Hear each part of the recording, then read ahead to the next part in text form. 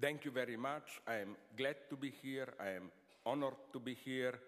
I'm just afraid I don't know what to expect from you or what do you expect from me. I hope you will not find the talk too boring because I wanted at least vaguely to really talk about what the title announces, populism. So I will at least begin in this vein and then we will jump from here to there and so on. So I will now first recapitulate some old stuff, namely I still, in spite of today's popularity, even leftists speak about populism as the return of the political antagonism, which may install new passion into our fossilized democracy. Why I am still opposed to populism as something dangerous. So, what is populism?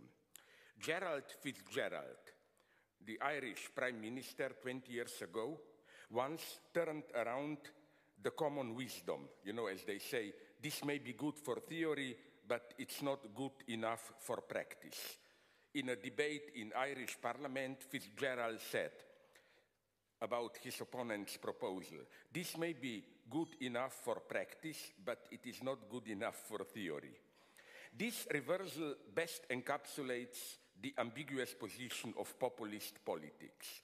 While it can sometimes be endorsed as part of a short-term pragmatic compromise, one should reject the notion of populism in its fundamental dimension. Why? Populism potentially tends to suspend democratic rules. Democracy, in the way this term is used today, concerns above all formal legalism. Its minimal definition of democracy is the unconditional adherence to a certain set of formal rules which guarantee that antagonisms are fully absorbed into the agonistic political game. Democracy means that whatever electoral manipulation took place, every political agent will unconditionally respect the results. In this sense, the American presidential elections of 2000, you remember when, after all the comedy, Bush won over Al Gore, were effectively democratic. In spite of obvious electoral manipulations and of the patent meaninglessness of the fact that a couple of hundred of Florida votes decided who will be the president, the Democratic candidate accepted his defeat. In the weeks of uncertainty after these elections, Bill Clinton made a nice comment. He said, "The American people have spoken, we just don't know what they said." This comment should be taken more seriously than it was meant. Even now, we don't know it, and maybe there was no substantial message behind the result of it all. I'm especially suspicious in this new animistic spirit when what the people wanted to say, or today, did you notice how in economy we witness a massive return of animism? Markets are an entity which sends a message, reacts with fear, and so on and so on. Jacques-Alain Miller, elaborated how democracy implies the so-called barred big other, symbolic substance. However, the Florida example demonstrates that, nonetheless, in democracy, there is a big other, the procedural big other of electoral rules, which should be obeyed whatever the result. And it is this big other, this unconditional reliance on rules that populism threatens to suspend. Which is why there is in populism always something violent, threatening for the liberal view. An open or latent pressure, a warning that if elections will be manipulated, the will of the people will have to find another way to impose itself. So even if electoral legitimization of power is respected, it is made clear that elections play a secondary role, that they serve only to confirm a political process whose substantial weight lies elsewhere. This is what gives, let's call it, the thrill to populist regimes. In them, democratic rules are never fully endorsed. There is always an uncertainty that pertains to them. A possibility always looms that these rules will be redefined, unfairly changed in the middle of the game or whatever. This aspect of populism should be, I think, fully endorsed. The problem is not this undemocratic dimension of populism, but it's populist relying on the substantial notion of the people. In populism, there is a big other, a substantial place of truth. It's the people as the substantial agent legitimizing power. Today's populism is different from the traditional version. What distinguishes it is the opponent against which it mobilizes the people. Today we witness, as we all know, the rise of so-called post-politics, the growing reduction of politics proper to rational administration of conflicting interests. In the highly developed countries of the United States and Western Europe, populism is emerging as the inherent shadowy double of the institutionalized post-politics, as the arena in which political demands that do not fit the institutionalized space can be articulated. In this sense, there is a constitutive mystification that pertains to populism. Its basic gesture is to refuse to confront the complexity of the situation, to reduce it to a clear struggle with a pseudo-concrete enemy figure, Brussels bureaucracy, illegal immigrants, or whatsoever. So let me here quote Ernesto Laclau, who developed a theory of populism. I don't agree with him, but he made one precise, correct point about British Chartism from 1840s. It's a form of populism. I quote Laclau. Its dominant leitmotif is to situate the evils of society not in something that is inherent in the economic system, but quite the opposite, in the abuse of power by parasitic and speculative groups which control political power, old corruption, and so on. It was for this reason that the feature most strongly picked out in the ruling class by populists was its idleness and parasitism. End of quote. In other words, for a populist, the cause of our troubles is ultimately never the system as such, but the intruder who corrupts it. Financial manipulators, not capitalists as such, and so on. It's never a fatal flaw inscribed into the structure as such, but an element that doesn't play its role within the structure properly.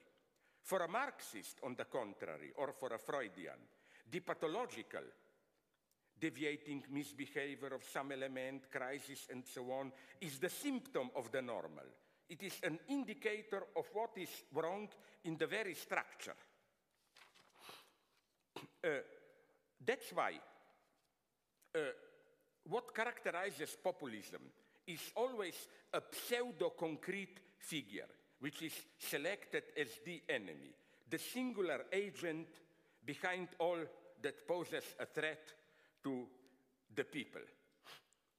For example, the pseudo-concrete populist figure of the Jew that condenses the vast multitude of anonymous forces that determine us. Jew as the enemy emerges from outside the social domains that experience themselves as frustrated. And I think today, with the rise of new right-wing populism, this game of oversimplification, of pseudo-concrete figure of an enemy, is reaching absurd extremes.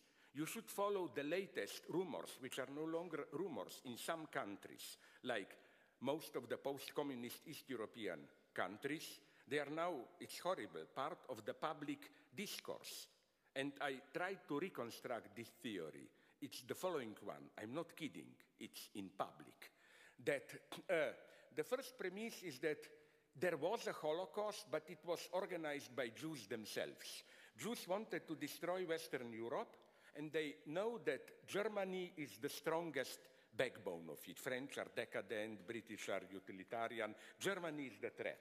So they sacrificed millions of themselves to break morally Germany. So that Germany feels guilty for Holocaust, and now Germany, Angela Merkel, that's why she invited Muslim immigrants, because she lacks the will to resist. Now, then, they make a step further. There is no Arab-Israeli conflict. This conflict is just staged for the West. In reality, behind chaotic Muslim refugees, there is the figure of the Jew, Soros or another, because Arabs and Jews, Muslim Arabs and Jews, share the same goal to destroy Western Christianity. Now, you know what's so sad? That something like this, which was still,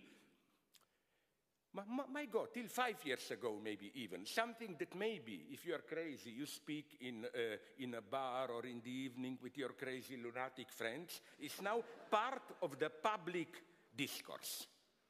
I would worry about that. And I don't have time to develop more of it, but there is another sad aspect here, where even some leftists get caught into this game. I developed years ago a notion which is now accepted even by all of mine, at least Jewish friends, the notion of Zionist anti-Semitism. It's a position which you find, I'm not kidding, already by one of the true monsters of 20th century European history, Reinhard Heydrich, you know, the father of Holocaust and so on, rather executor. He wrote, I don't have it here, I'm sorry, a crazy text in, I think, 36 or 7, where he said, Jews are something like this. Jews are incredibly creative, active, dynamic people. We wish them all the best, but not here in Germany. Our conflict is not with Jews as such, but with those Jews who are invisible among us. If the Jews move to Palestine, we will give them economic help. They are wonderful, creative people. We cannot wait to develop our ties with them, and so on and so on. So, Zionism is good if Jews go out. Jews are bad here. You find exactly the same position, you should read him, with Breivik, you know, the Norwegian guy. He said we should absolutely support Israel there. It's a wall protecting Europe from Muslim barbarians and so on. But here we have too many Jews, not here. What the sad thing that is happening now is that a similar logic is developing apropos Islam. In a homologous way, we find pro-Muslim Islamophobia with the same logic. Muslims are bad if they are here, but there we should support them, even if they're authoritarian, all the better, they will organize their lives and come. This is why, even if they formally protested, most of the Western powers, especially the bad guys from Trump onwards, immediately, sincerely congratulated Erdogan in winning that referendum or whatever for the extension of his authoritarian power.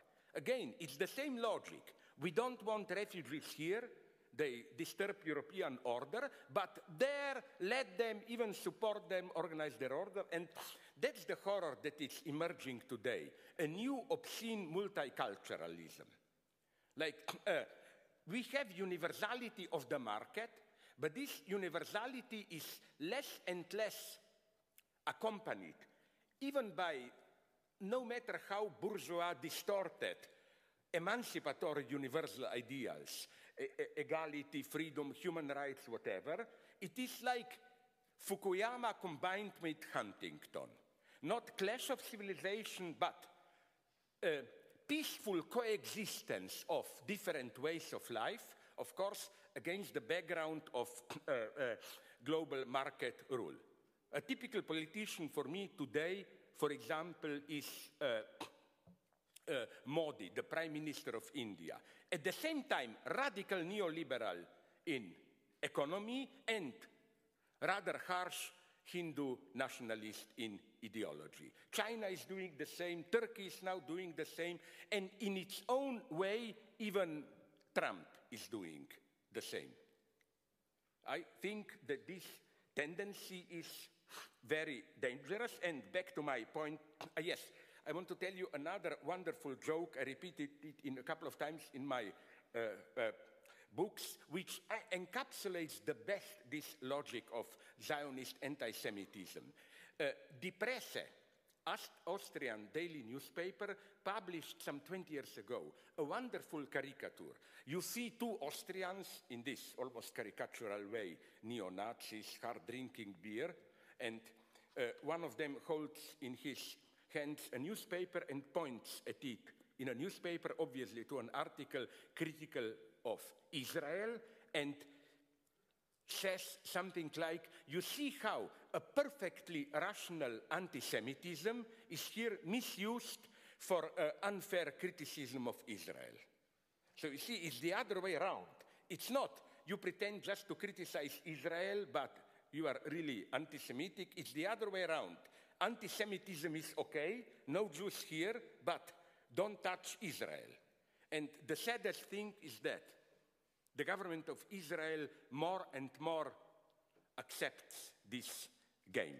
So, back to populism. The reason I'm opposed to populism is that inherently it's mystifying. Populism is not just popular mobilization against ossified, bureaucratic, democratic procedures, whatever. It has always this idea, pointed out nicely by that quote from Ernesto Laclau, of a basic popular unity of people and the system threatened by just a contingent malfunction, corruption, or whatever. Again, it can be international capital, against which, of course, we can put our bets on our own honest local bourgeoisie. It's the dangerous immigrants or whatever. So I don't have a soft spot, if you ask me, for populism. Why not? Because it's absolutely elementary for me that today, the critical point, the ultimate cause of our troubles, is an imbalance or whatever, structural imbalance, antagonism in global capitalism as such. It's not just a contingent malfunctioning here and there. So, to understand today's populism, the best example of our crisis, which can allow us this understanding, is probably, I am tempted to say, the weird case of the recent French presidential elections, Macron versus Marine Le Pen. Why? Let me begin with another joke that I like. They are my favorite jokes, the ones from Soviet Union, jokes about Radio Erevan. You know, this was a legendary, there was a real Radio Erevan, but the topic of jokes was some mystical Radio Erevan where listeners asked questions, and Radio Erevan, in this cold bureaucratic way, answered always in the same way. In principle, yes, but. For example, the latest I've heard, it's a very racist one, but I like it, is that, you know, do you also have in Academy of Sciences, I think you distinguish regular and corresponding members, no? Regular member is more, full member. Corresponding, you are not yet there. And the joke is referring to some less developed Soviet republic. Is it true that that guy from that republic was accepted, made member of their Academy of Sciences? Then a guy says, how can this happen? They asked Radio Erevan, but how could this have happened when that guy is illiterate? Radio Erevan answers, in principle, it's possible because he was not made a corresponding member, but a regular member. And you have to read and write just if you correspond. It's vulgar. But another better joke. A listener asks Radio Erevan, Is it true that Rabinovich, another legendary figure of Soviet jokes, the Jew Rabinovich won a new car on lottery?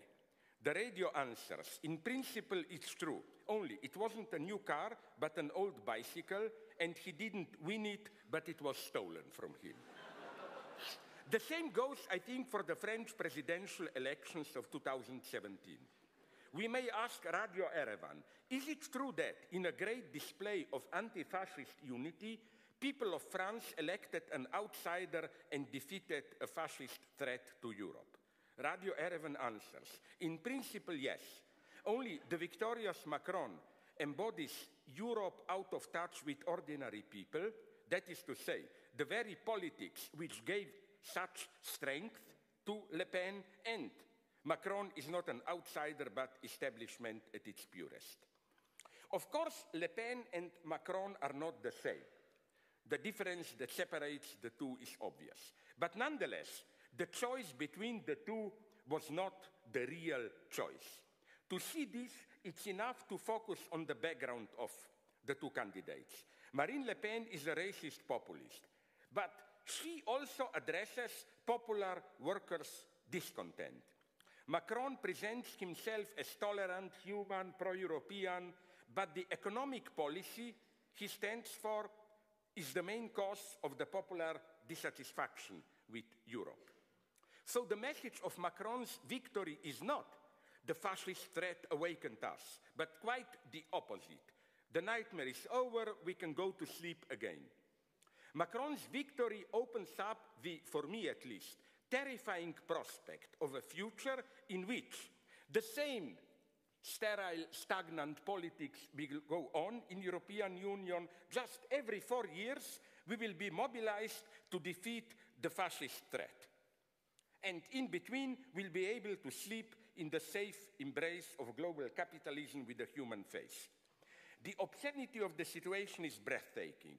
Global capitalism is now presenting itself as the last protection against fascism. And if you try to point out some of Macron's limitations, you are accused of, yes, of complicity with fascism, since, as we are repeatedly told by big and not so big media, extreme left and extreme right are ultimately the same. They are coming together today. Both are anti-Semitic, nationalist, isolationist, anti-globalist, and so on. This is, I think, the point of the whole operation, to make the left, which means any true alternative, disappear. The woman behind Macron is not his wife, but the proverbial Tina, the stance of there is no alternative. Macron doesn't bring hope, he kills hope. At this point, we reach the supreme irony of how ideology functions today. It appears precisely as its opposite, as a radical critique of ideological utopias. The predominant ideology today is not a positive vision of some utopian future, nobody believes in that, but a cynical resignation, an acceptance of how the world really is, accompanied by a warning that if you want to change it too much, only a totalitarian horror can ensue. Every vision of another world is dismissed as ideology. Alain Badiou put it in a wonderful and precise way.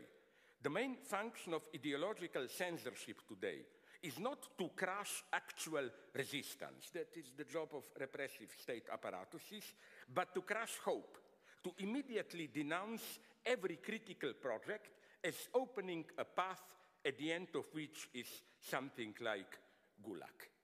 So I think you should be very careful. Again, true ideologies today are not visionaries, a new order, but are this type of resigned cynics, which immediately agree with you if you say things don't function, they're corrupted, we have dangers. Did I say, but is there any chance? Why resist if you, all big plans can make things only worse, and so on and so on.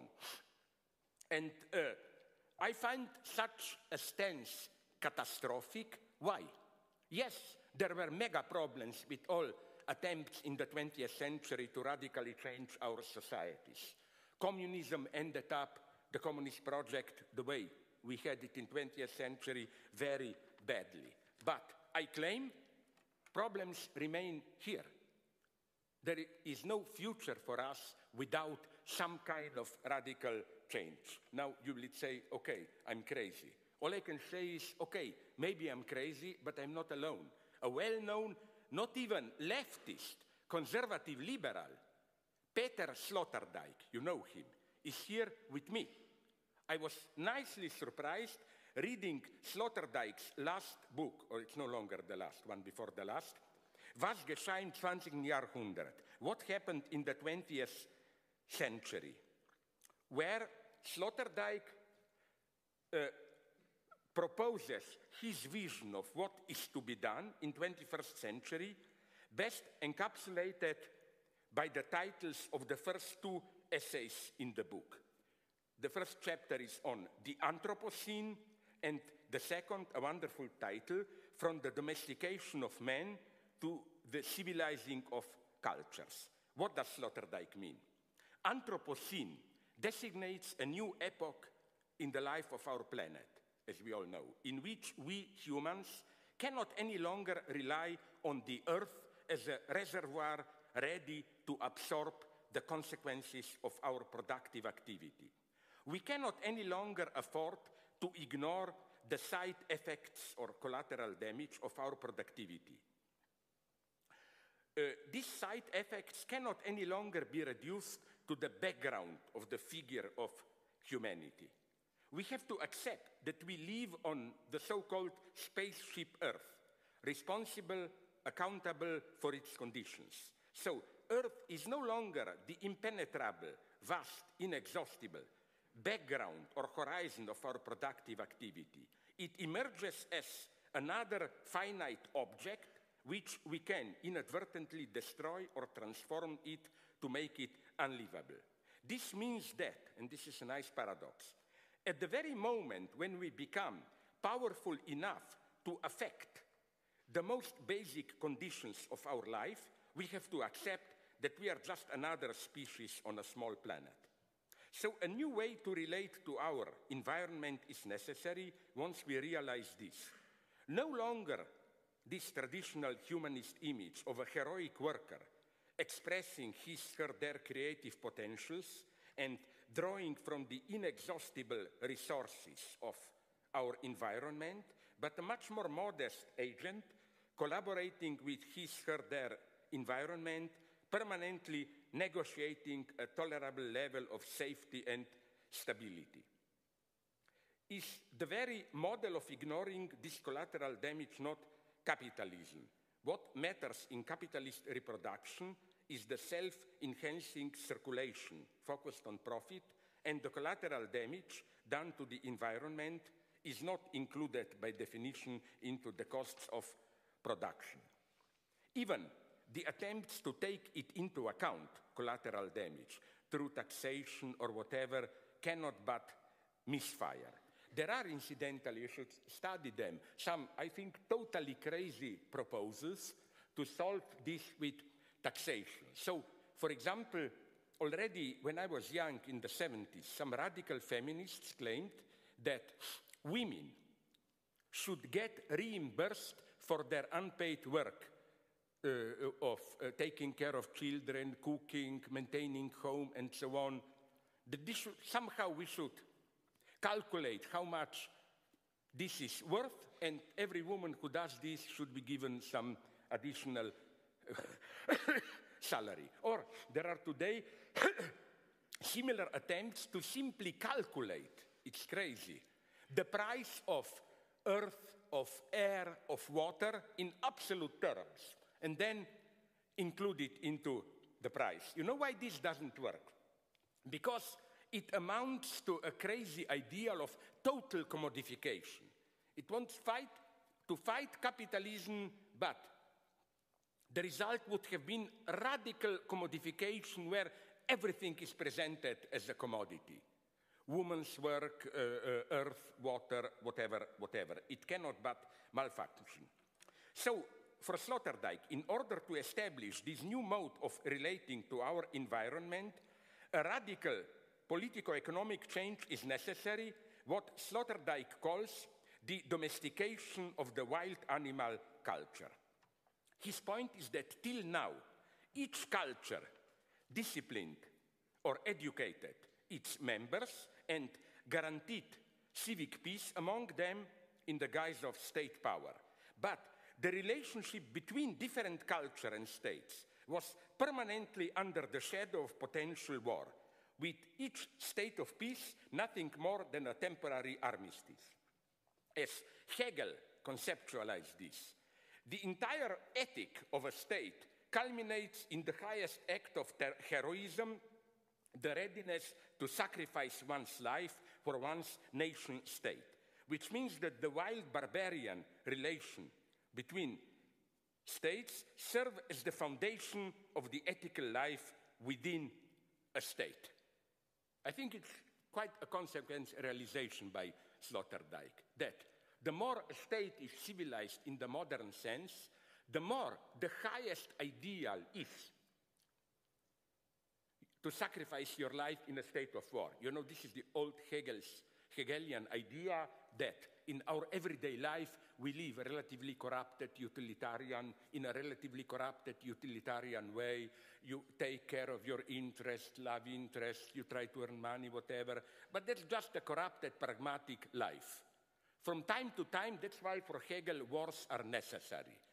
From time to time, you need to be reminded that you are more than an animal in search of pleasures, even if they are sublime pleasures. You need to be reminded of your highest duty, fidelity to your community, which can only happen through war, through risking your life. And as Sloterdijk says it clearly, we have to move over this.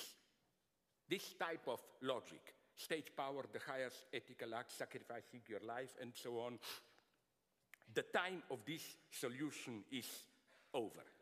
Now, this is easy. It's easy to say this, but difficult to do it, because when it comes to, but how to do this, and although Sloterdijk would have killed me if I were to tell him this, what he is implicitly proposing is something that I cannot but call communism.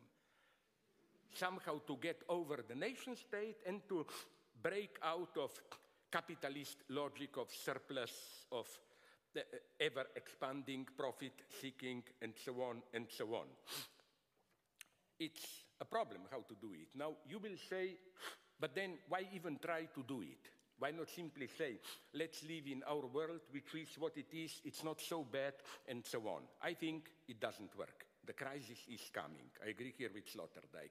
Ecological crisis, refugees, political crisis, and so on and so on. The era of nation states as the supreme power and implicitly ethical agency, it's over. We have to make a next step. And if not, well, in a very popular way, the German sociologist, economist, I hope he is read also here, Wolfgang Streeck, proposed a wonderful, simple theory, namely that capitalism is already dying, changing into something else. In a very convincing way, I will not bore you with it, he demonstrates this. But he adds something which, unfortunately, I claim is deeply true. From our Marxist progressive, at least traditional Marxist standpoint, we always presuppose that the end of capitalism means that some higher, more organized force will replace it.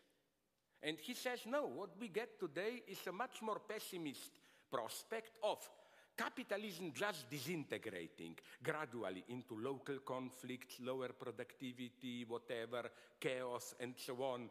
But without any clear prospect of a new emancipatory agent replacing it with a higher level of collaboration, and so on, and so on. It's not things are falling apart because something new is emerging. It's not the snake is casting off the old skin because beneath it, it's a new, more healthy skin. No, it's just the old is rotting away without any clear way how the new can emerge. So, what provides such a force to capitalism? I don't have time to develop it. I think Jan, my friend, told me that he was here.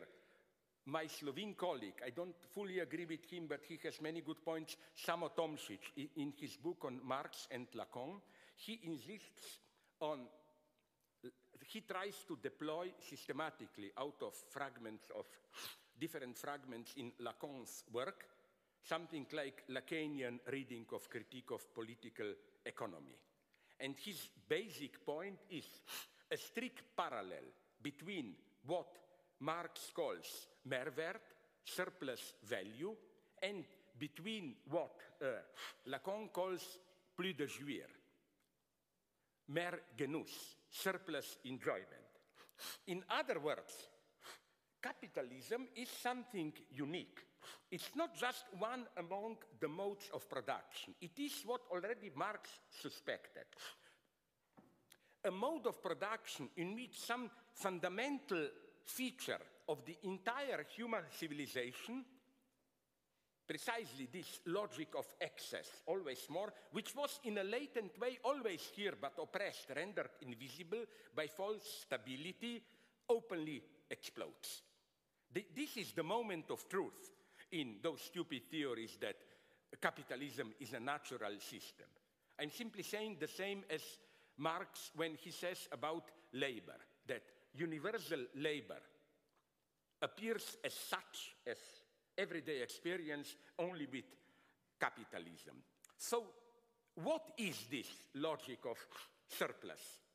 Let me, to explain it, refer to a scene from a Hitchcock film, but a scene which Hitchcock never shot. And he was right not to do it because it would be too direct, a little bit vulgar. Namely, in his conversations with Francois Truffaut, Hitchcock recalls a scene that he wanted to insert into his classic movie North by Northwest. Here is his description of the scene. Listen carefully. I wanted to have a long dialogue between Cary Grant, the main role in the film, and one of the factory workers at the Ford automobile plant as they walk along the assembly line. Behind them, a car is being assembled piece by piece. You see everything, all components which go into a car.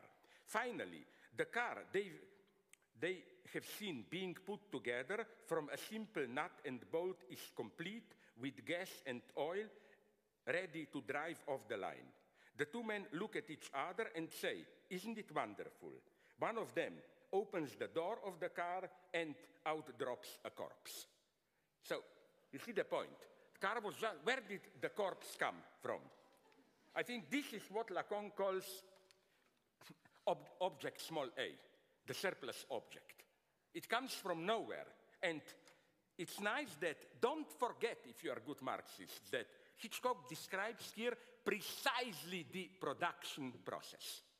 And I think this corpse is somehow the surplus value, the surplus produced here.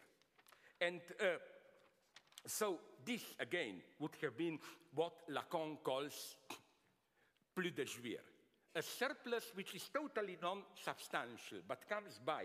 And there are many paradoxes to account for this. For example, I use this so I can repeat it here, I hope, just in one of my books. And a slightly obscene accident, but nobody will be hurt and wounded, that happened to me.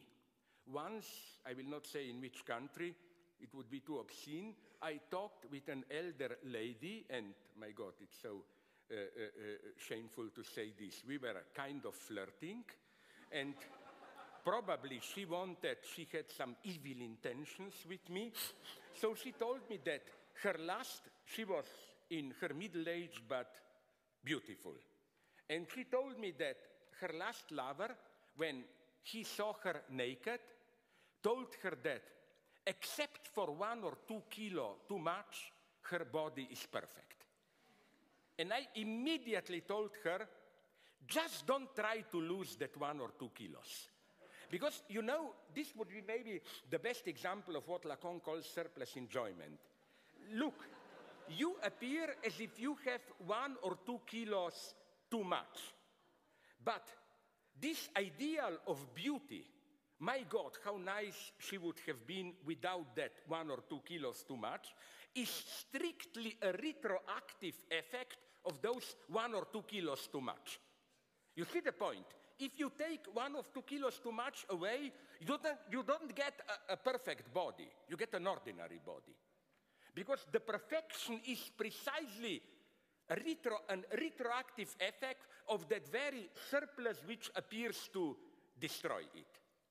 And this is how you should find in many movie stories and in real life this, let's call it, function of object A.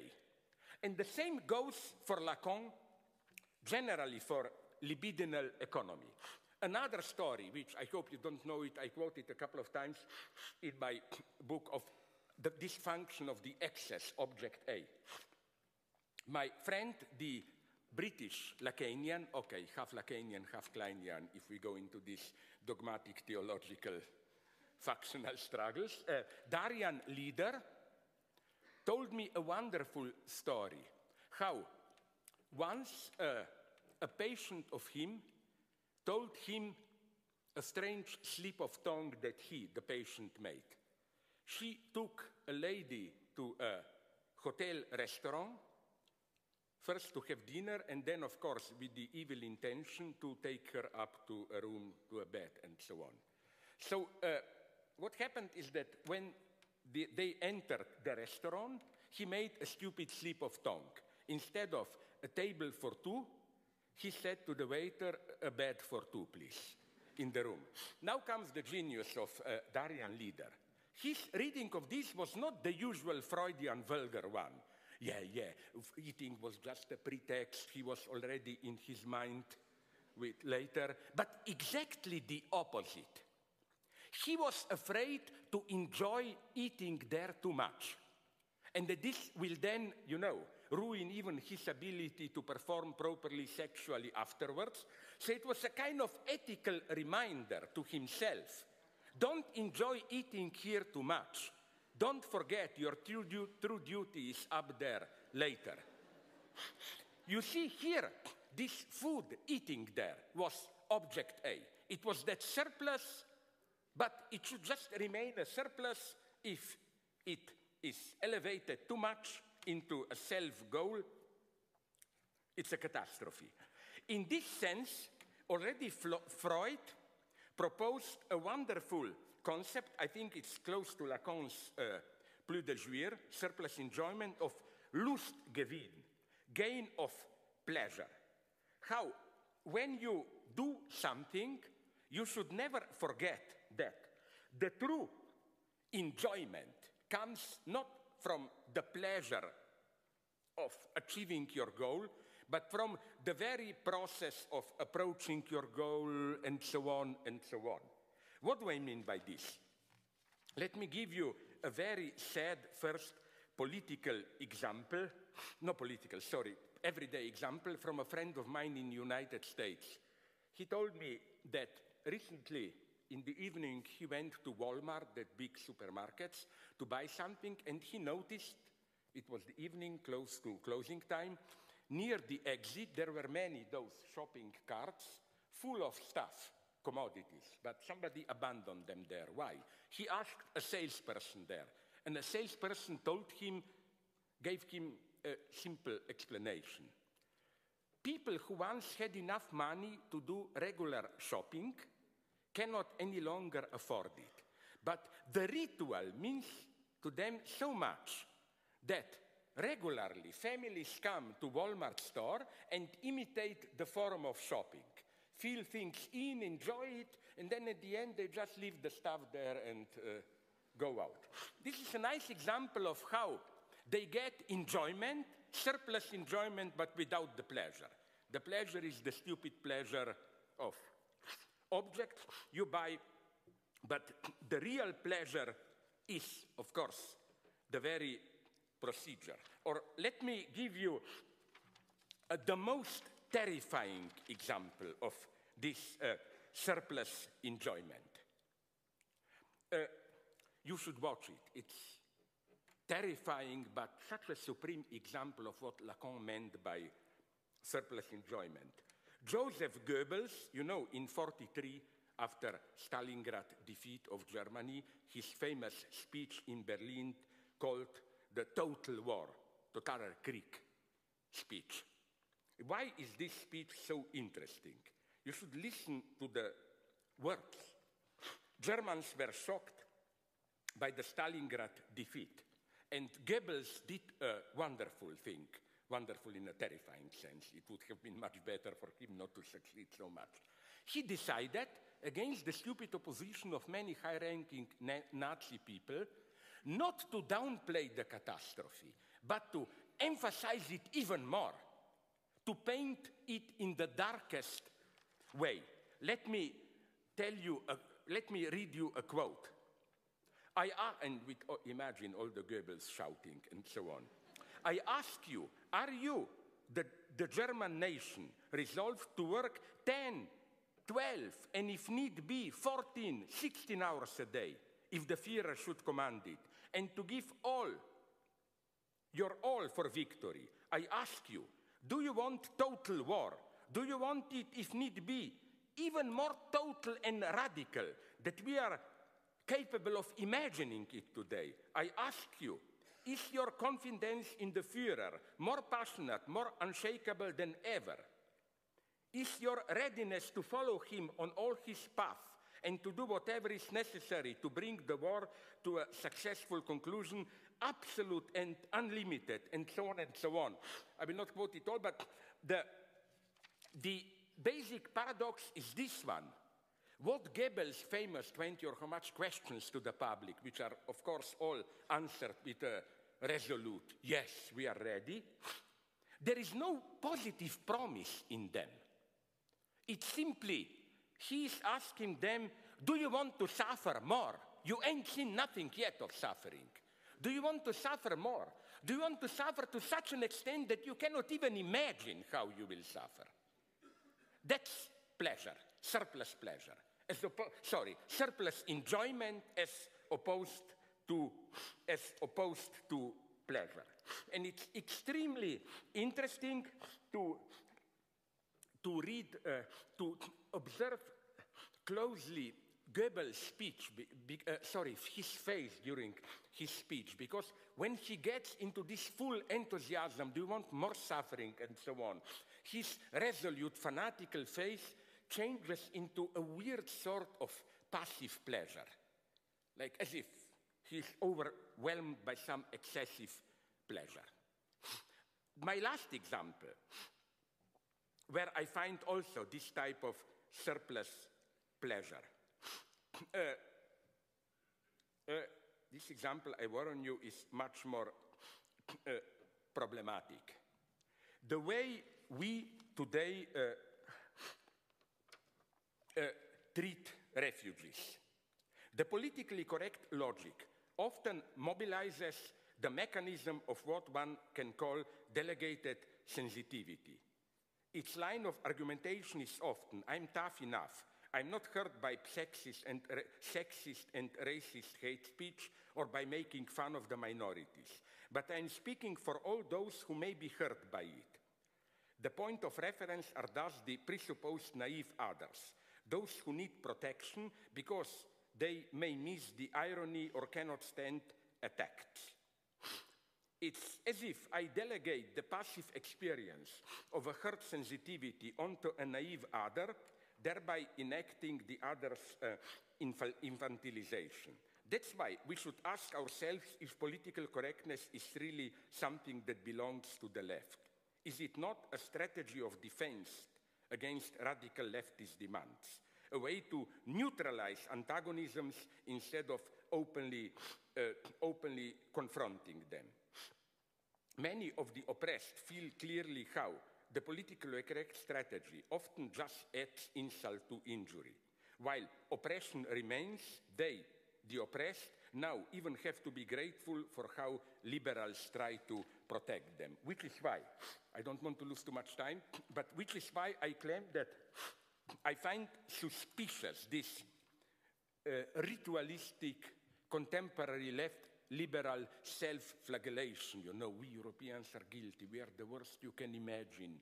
We are guilty for everything bad that happens in the third world. It must be a consequence of our neo-colonialist destructive impact or whatever. Like, isn't it clear how behind this apparent self-humiliation, in an inverted way, we still assert ourselves as masters? We like to be masters who show our open heart. Oh yes, let's receive refugees and so on, and treat refugees as a humanitarian problem instead of treating it as a central geopolitical and economic point. It's much trauma of our times. It's much easier to talk about we need more refugees, we should open ourselves to it too. Let's finally focus on what causes these refugees, of our economic acts, of our economic neo-colonialism. Are we aware, with all the humanitarian talk, what is happening now in Africa? What kind of brutal neo-colonial exploitation Africa is submitted to? Are we aware that all this Middle East crisis, Iraq, Syria, was caused basically by crazy Western interventions there, and so on and so on. So, my God, let's start to deal with real problems. And let's, if you allow me slowly the conclusion, let's confront these problems in an open, direct way, not being afraid to hurt anyone. What do I mean by this? The big problem of today, of the left, especially when we witness the, let's call it, contact mixture of different so-called ways of life, is how to relate universal struggle for emancipation to the plurality of ways of life. Some people, I'm well aware, are even suspicious of the very notion of way of life. Like, if it doesn't relate to marginal minorities, isn't it almost a proto-fascist poison? Like, what right do we have to speak of our way of life, and so on and so on? But I think we should, precisely to openly confront problems. What problems? It's not what I'm sometimes accused of, that I privilege European way of life to be protected from barbarian others, and so on and so on. I just claim this. There is the preferred vision today is that of a united global world with all particulars way of life thriving. Like, some of us are from Africa, some from here, Latin America, Asia, other. Why shouldn't each ethnic or religious cultural group be allowed its way of life? And not as something that threatens our identity, but something that contributes to a plural, rich world, and so on. It is only when we, in Europe, the majority, oppress the others, don't allow them to assert their identity, that they turn violent, that they withdraw into fundamentalism and so on. I find, and we are not exempted from it, I find a problem with this vision. It's a false vision, this happy coexistence of the ways of life. Why?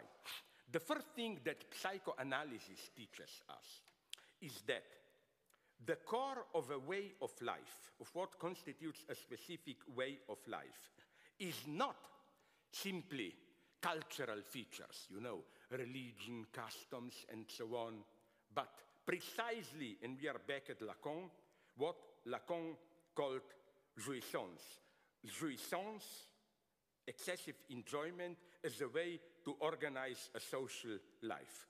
In Lacanian meaning of this term, le réel, the real, the core of a way of life is réel, the real. And this way of life, in its dimension of the real, is materialized specifically at two levels: relations of authority and sexual relations.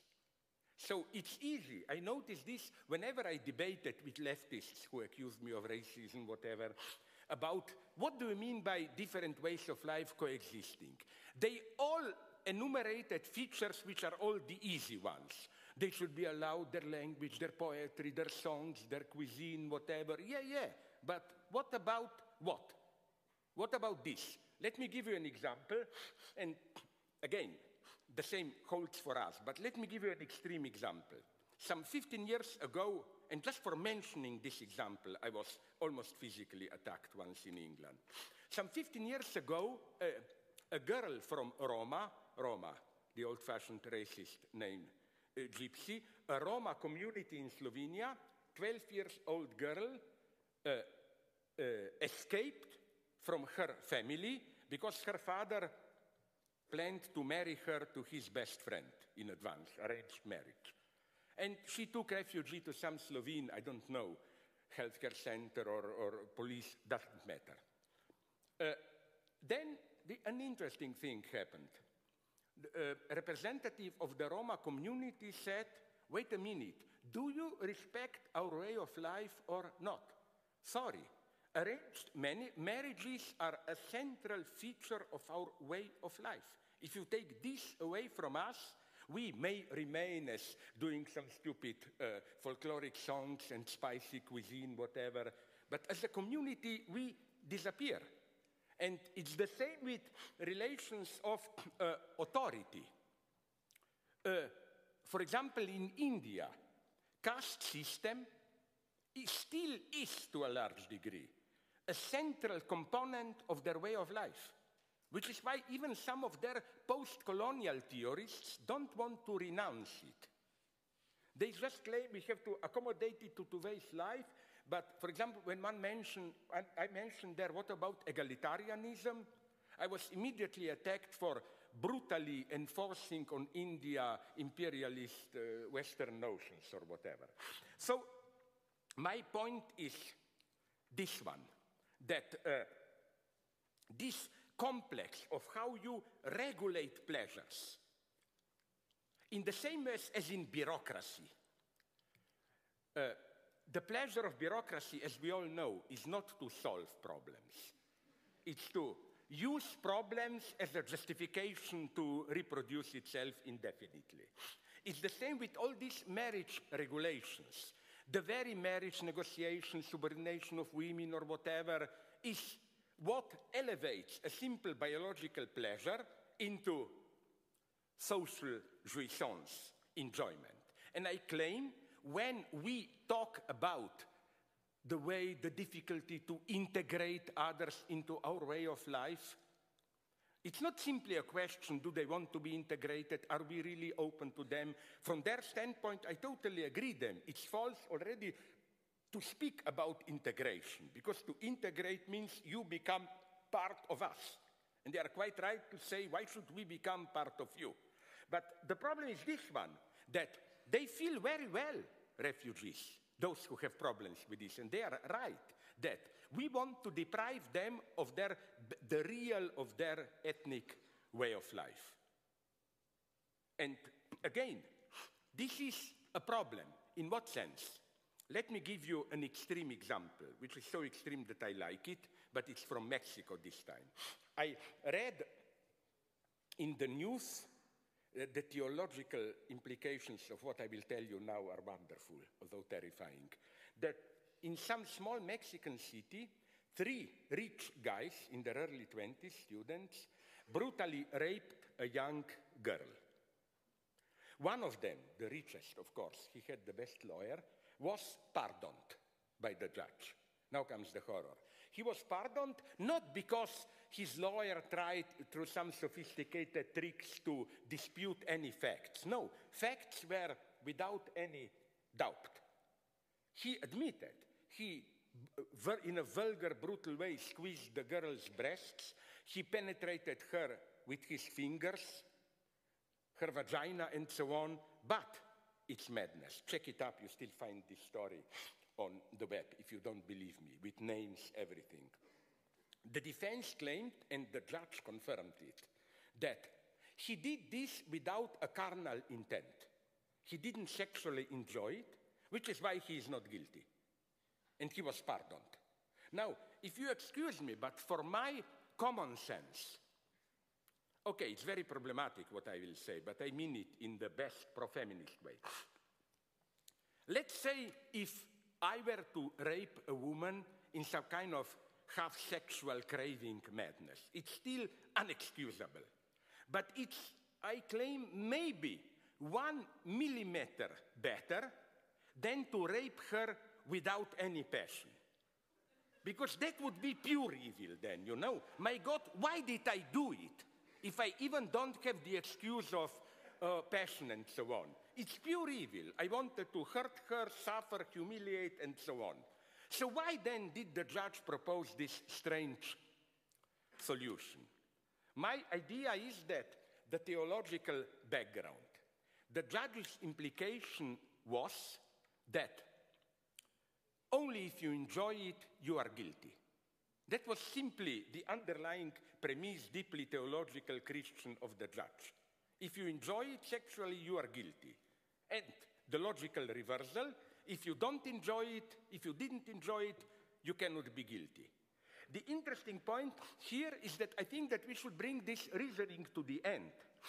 Not only if you enjoy it, you are guilty, but you only enjoy it if you are guilty. I claim that, and that's what every Protestant knows. You know what's the logic. You are here on the limit. In Catholicism, you can do whatever you want, just if you confess it at the end of the week, no?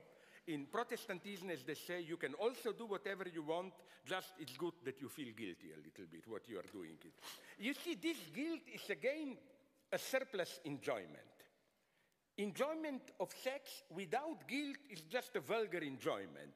But feeling guilty gives this additional twist. It's something transgressive, heroic, whatever, and so on and so on. So what I'm saying is that it's at this level that integration, or however you call it, it's difficult. Why? Now I come to a more, at least a little bit, philosophical concluding point. Because I think that this vision of each of us, its own, his, her, their way of life, we all contribute to one, humanity is wrong. What gets lost is universality. Universality is not something above our particular features, like we are all humanity, but to be cynical, traditional Europe contributed to universality by patriarchal marriage, others contribute to universality by clitoridectomy or whatever. Universality, I think that's the lesson of modernity in a good sense. Universality is something that traversed, splits from within every particular identity. That's why I oppose these pseudo-universalist ideas that we have local communities, Western, Eastern, whatever, which are then disturbed by this bad horror of Western individualist universality, whatever. It is true, of course, I'm well aware of the destructive aspects of Western universality of human rights, which are not truly universal human rights, and so on. But what I want to say is something else which is crucial. First, I dispute that something as authentic, local, pre-modern ways of life exists at all. I'm not saying they don't exist at all. I'm saying that by Marxist dogma, every particular way of life is already cut by its own antagonism. Class struggle, struggle for liberation, whatever you call it, emancipatory struggle, is at work in all of them.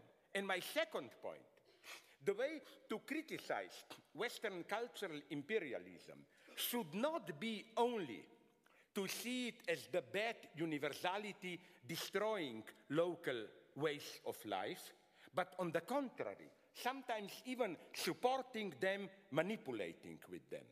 Let me give you a wonderful example that I experienced firsthand when I was in India. I learned there some strange things. Do you know that their caste system was already disintegrating in the century, I think it was 18th century, before British colonization of India? It was disintegrating. The main book the mega Bible of caste system, the so-called legal system of Manu, some stupid divinity, whatever, was half forgotten. Then, when the British took over India, they made a simple, intelligent discovery that it's much better for them to efficiently colonize India, to maintain and even sustain, support the traditional caste system. Because in this way, again, easier to keep them under control.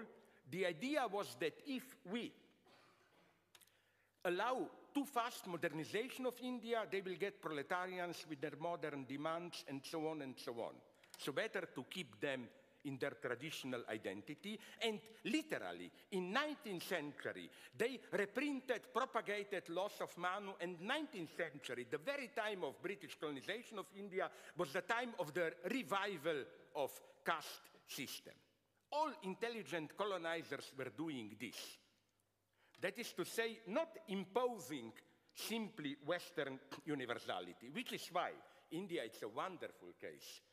All colonizers, big British administrators, the more they were brutal in economic exploitation of India, the more they admired the incredible spiritual depth of Indian wisdom or whatever. I mean, it's wonderful to read the text of their colonizers. Like, I met a simple peasant. There was more wisdom in his simple prayer than all our corrupted Western technology and so on and so on. And it's the same all around, I claim. It's the same, for example, on the West Bank, from what I know. Do you know that you do have on the West Bank some honor killings? And what we don't read in our media is how there is, at least among Palestinians on the West Bank, a vast social movement, young people, Tamer Nafar, who has a great Palestinian rapper singer, a rock band, and so on, protest against them. But strangely, Israeli occupying force don't, if possible, prosecute at all honor killings, because they know it's much better for Israeli neo-colonialist aims of the West Bank to keep Palestinians in their traditional mode of life. Although they complain Palestinians are primitive and so on, their entire strategy is to do this. Or I can give you, I don't know how many other examples, to go back to my Slovene gypsy girl example. The father said, you are threatening our way of life. Okay, I ask you brutally, what would you have done? Whose side would you take? I'm not saying even you should be a Western liberal. I'm just saying admit the problem. And my formula is not we in the West have the solution. It's our universal rights and so on.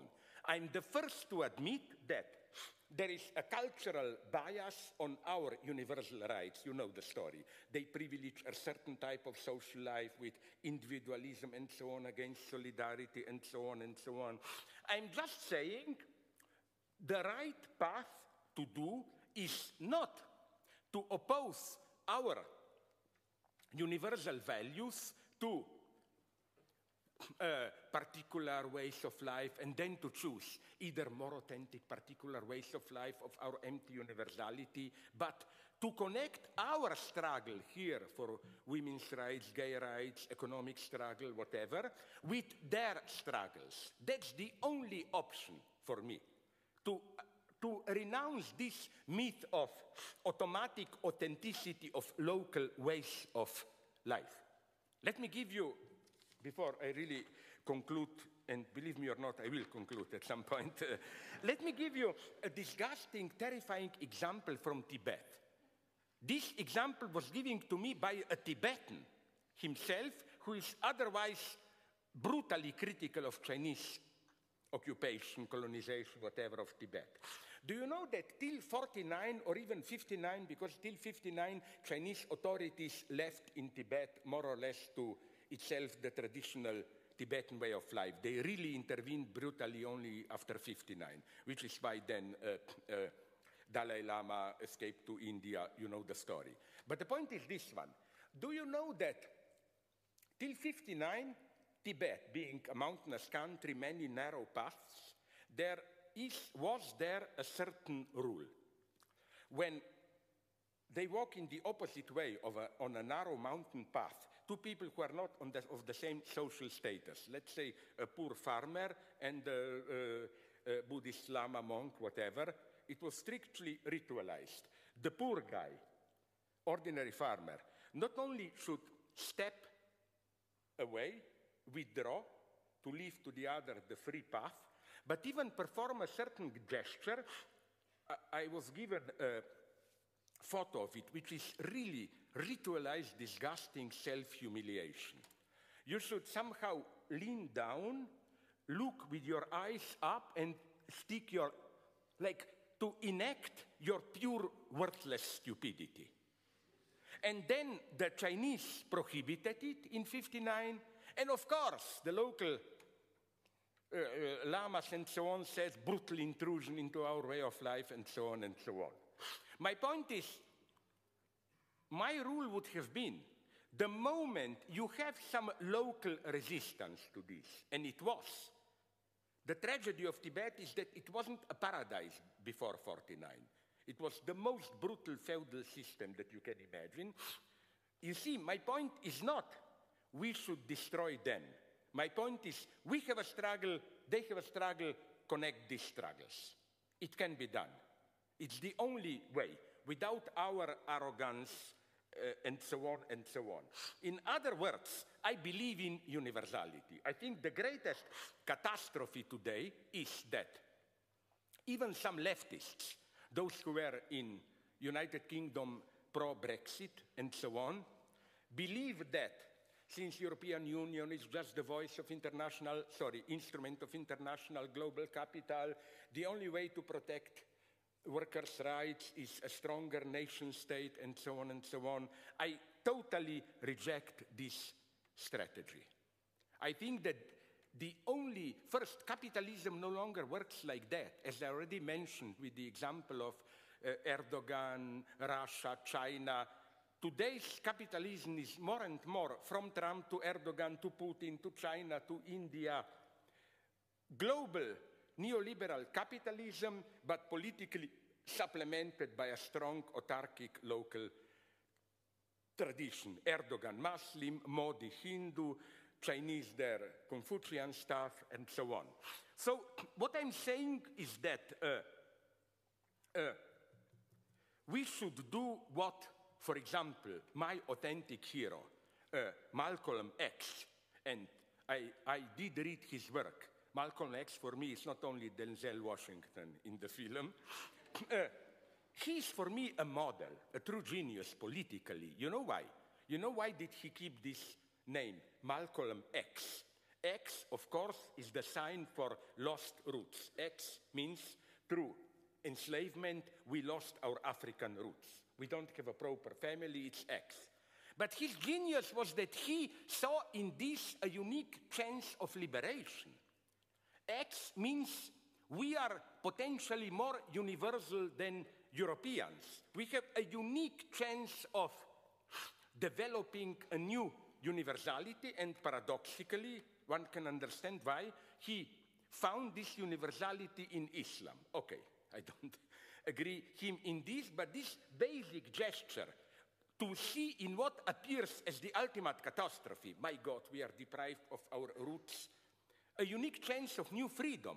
His solution is not the solution of those nostalgic Alex Haley roots and so on, stories where, oh, you look for your roots in Africa, you find a tribe where your ancestors were taken from, you found your roots. No, forget your roots. Open yourself even more brutally to universality. I think this is the only solution. It has to be a global solution of new, reinvented universality. That's why I'm so suspicious of all those who praise so-called indigenism, like bad global capitalism, but look for local traditions to resist it.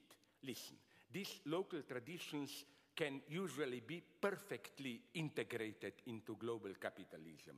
Global capitalism is by definition multicultural. It needs as many as possible different cultural identities to thrive. The only way to fight global capitalism is with new ideological, political, emancipatory universality. What this practically means, well, maybe another talk. Thanks very much for your patience.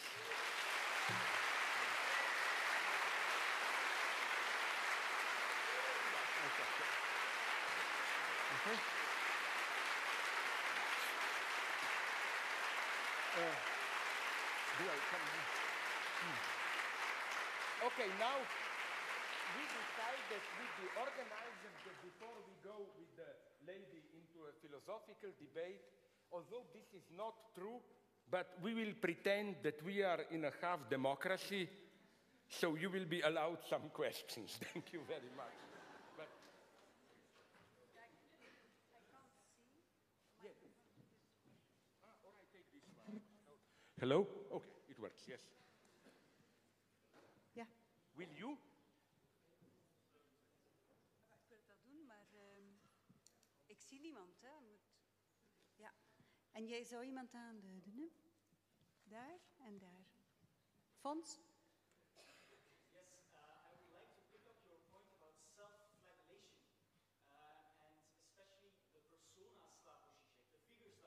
Yeah. All know from the YouTube movies. I often have the feeling that left intellectuals use this figure to do some self-flagellation and to produce some jouissance for themselves. But what they do not do is produce a participatory democracy where they try to integrate as many citizens as possible in solving real actual problems. And I'm wondering whether you sometimes think about the discourse you produce about the easy messages you sometimes bring in those Yeah. videos, how they are used as this self-flagellation for the left intellectual, and if you sometimes reflect on yourself and what you say in this way. Okay. You are aware more than me probably that to answer properly this question is not a matter of 5 minutes and so on. But I would have said that, no, my position is here, I'm well aware of it, very radical. I think, and I openly say it, although it sounds crazy, instead of what I call self-flagellation, we should proudly defend what is great in European legacy. No wonder that today it's so fashionable to be anti-Eurocentric. They're all united. Trump, Brexit, Putin, Erdogan, everybody. Why? Because precisely today, when Europe is losing its geopolitical significance and European legacy of Enlightenment, universal rights, falsified as they were, is under threat. So I'm tired of this as if our contribution to the world, no, let's focus on what, yes, we did in Europe horrible things, but one thing in European legacy I stand for. It's this immense dimension of radical self-criticism. I don't, here comes my arrogance, I don't find this in any other, I'm sorry for this arrogant word, civilization. This radical acceptance that our way of life is contingent and so on and so on. In other words, this is very problematic, I know, but I think that something that emerged with French Revolution, which is equality and so on, is a unique event in world history with a world historical significance. My ultimate proof, if you want here, look at the first successful slave revolt in Haiti. I think this is a mega event. Why? Because they didn't want to return to their African roots. They wanted, like France, to have a secular republic. And it's a beautiful irony to it. You know, I'm sorry if some of you know it, I repeat this word. You know who was the main ideologist of Haiti revolution? Ideologist is a big word. One of the freed slaves who propagated freedom. It was a man called John Bookman. Of course, the guy who read a book. You know which was this book? Quran. so that you will not accuse me of Islamophobia or whatever. So what I am saying is that what I really hate is this humanitarianization of problem. Do we have a wide enough heart to accept them all and so on and so on? No, the main problem is how are we Europeans co-responsible for this refugee crisis? Because what is going there? There would have been no war in Syria without investments of foreign powers, Saudi Arabia, Turkey, Russia, name them and so on. The same in Libya, the same in Iraq. So I think that the only chance is to move out, which doesn't mean we don't help refugees, even more than we did. But if we will not do this move from humanitarian problem, where the problem is only they're coming, do we have open enough heart or not? No. Why are they coming? What can we do in economic change, in geopolitical change, and so on and so on? And we should, within this context, I always get in trouble when I ask this, also ask some unpleasant questions. For example, I was in debate about this with Al Jazeera, now I again gave it a report, and never did I get, not even a semblance of a convincing answer. South of the crisis zone, you have a couple of very rich Arab countries, Saudi Arabia, Kuwait, Bahrain, Qatar, Emirates. They simply don't accept immigrants. Where is their sense of Ummah, community, and so on? I'm not blaming them because they are supported in this with the West and so on and so on. I know that there are many refugees, but where? In the poor Arab countries. So I think that, again, I just see red when the problem is posed in this way. Will we be open enough to integrate them? We should first change the topic to geopolitical, economic neocolonialism and point to openly establish rules with negotiation between the parties and so on and so on. Out of this self-guilt, are we open enough to integrate them? Well, I understand them and I agree with them. Maybe they don't want to be integrated. You know, the problem is like these stupid examples that I mentioned, the Slovene Roma girl and so on. What does it mean, coexistence of different culture? Where do we set limits and so on and so on? Or do we set limits? How do we set limits? I'm not saying that we are right a priori. I'm just saying there is a problem in coexistence of lives. And we have the old solution, which was the British Empire solution or traditional. Allow every ethnic religious group to remain in their way of life. I think this no longer works today. It's a problem. That's all I'm saying, that it is really a problem. But whenever I mention way of life, I'm usually attacked as I was already called a nützlicher Idiot, how the idiot arguing for Marine Le Pen. But sorry, very briefly now, what you mentioned about this self-flagellation and so on and so on. Well, all I can say is, I can tell you from my own experience that it's not as simple as that. Listen, let me be a little bit arrogant. You mentioned YouTube, blah, blah. But I'm not saying you should, but if you check a little bit, my fate in the last years as so-called stupid public intellectual, just follow how I progressively disappear from the media. Up till 2 years ago, I was regularly invited to contribute to Guardian. In the last 2 years, I'm prohibited.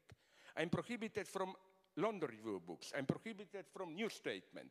I'm prohibited in United States. 2 years ago, Economist from Newsweek from time to time published me. You know, all the time I heard how popular I am, the less now I simply don't have a medium to publish in United States and in England.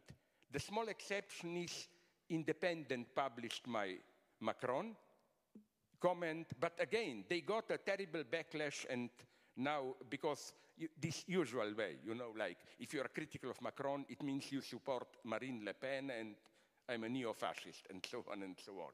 So all I can tell you is that I'm a pessimist. Okay, I stop. Sorry. But a romantic pessimist, we will see that. Yeah. Another question. Yeah.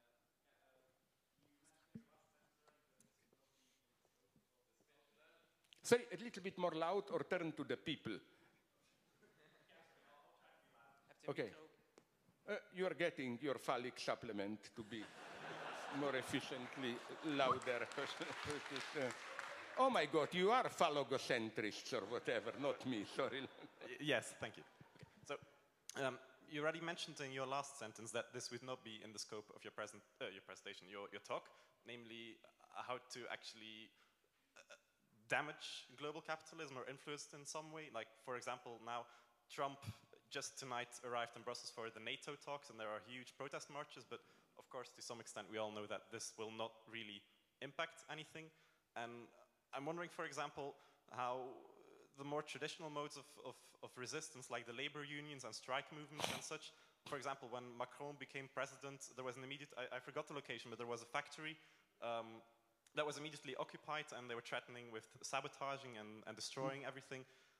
For example, in this way, in some way, the global capitalist system is in some way impacted. And when you talk about the sort of global eco-communism or eco-socialism that is necessary to avoid catastrophic climate change and some such things, do you see a positive role for those more traditional but sort of neglected things like labor unions and strikes? Or is I do, but we have to rethink this all. I will try to be as short as possible. The problem with me is this one. You know, some of my friends have this idea, very simplified one, refugees are the new proletariat. They call it nomadic proletariat. And they can revitalize the European left. I found this an extremely racist position. I call it outsourcing revolutionary class. Like, you know, we have good revolutionary theory, but nobody wants to do it here. Perfect. We import the revolutionary class and so on. It will not work. You know who is really my reference here? The German guy that I mentioned. He's now also popular in England, Wolfgang Streeck, who says that, you know what's the problem? For Marx, the construction of a revolutionary class worked when you have majority working class which produces wealth, is exploited, and so on and so on. Today, isn't it that to be in the traditional Marxist sense a proletarian, which means a permanent job in a factory or in a state organization. Okay, you are exploited, but you are permanently employed. It's almost a privileged position. We have most of the refugees, their secret longing is just to become probably a normal European proletariat, you know. They cannot. We have precarious workers. We have permanently unemployed, other forms of excluded. And it's not clear to me, here I agree with the point of your question, it's a great problem. Marx saw clearly this proletarization of society, how out of this confusion united emancipatory agent will emerge.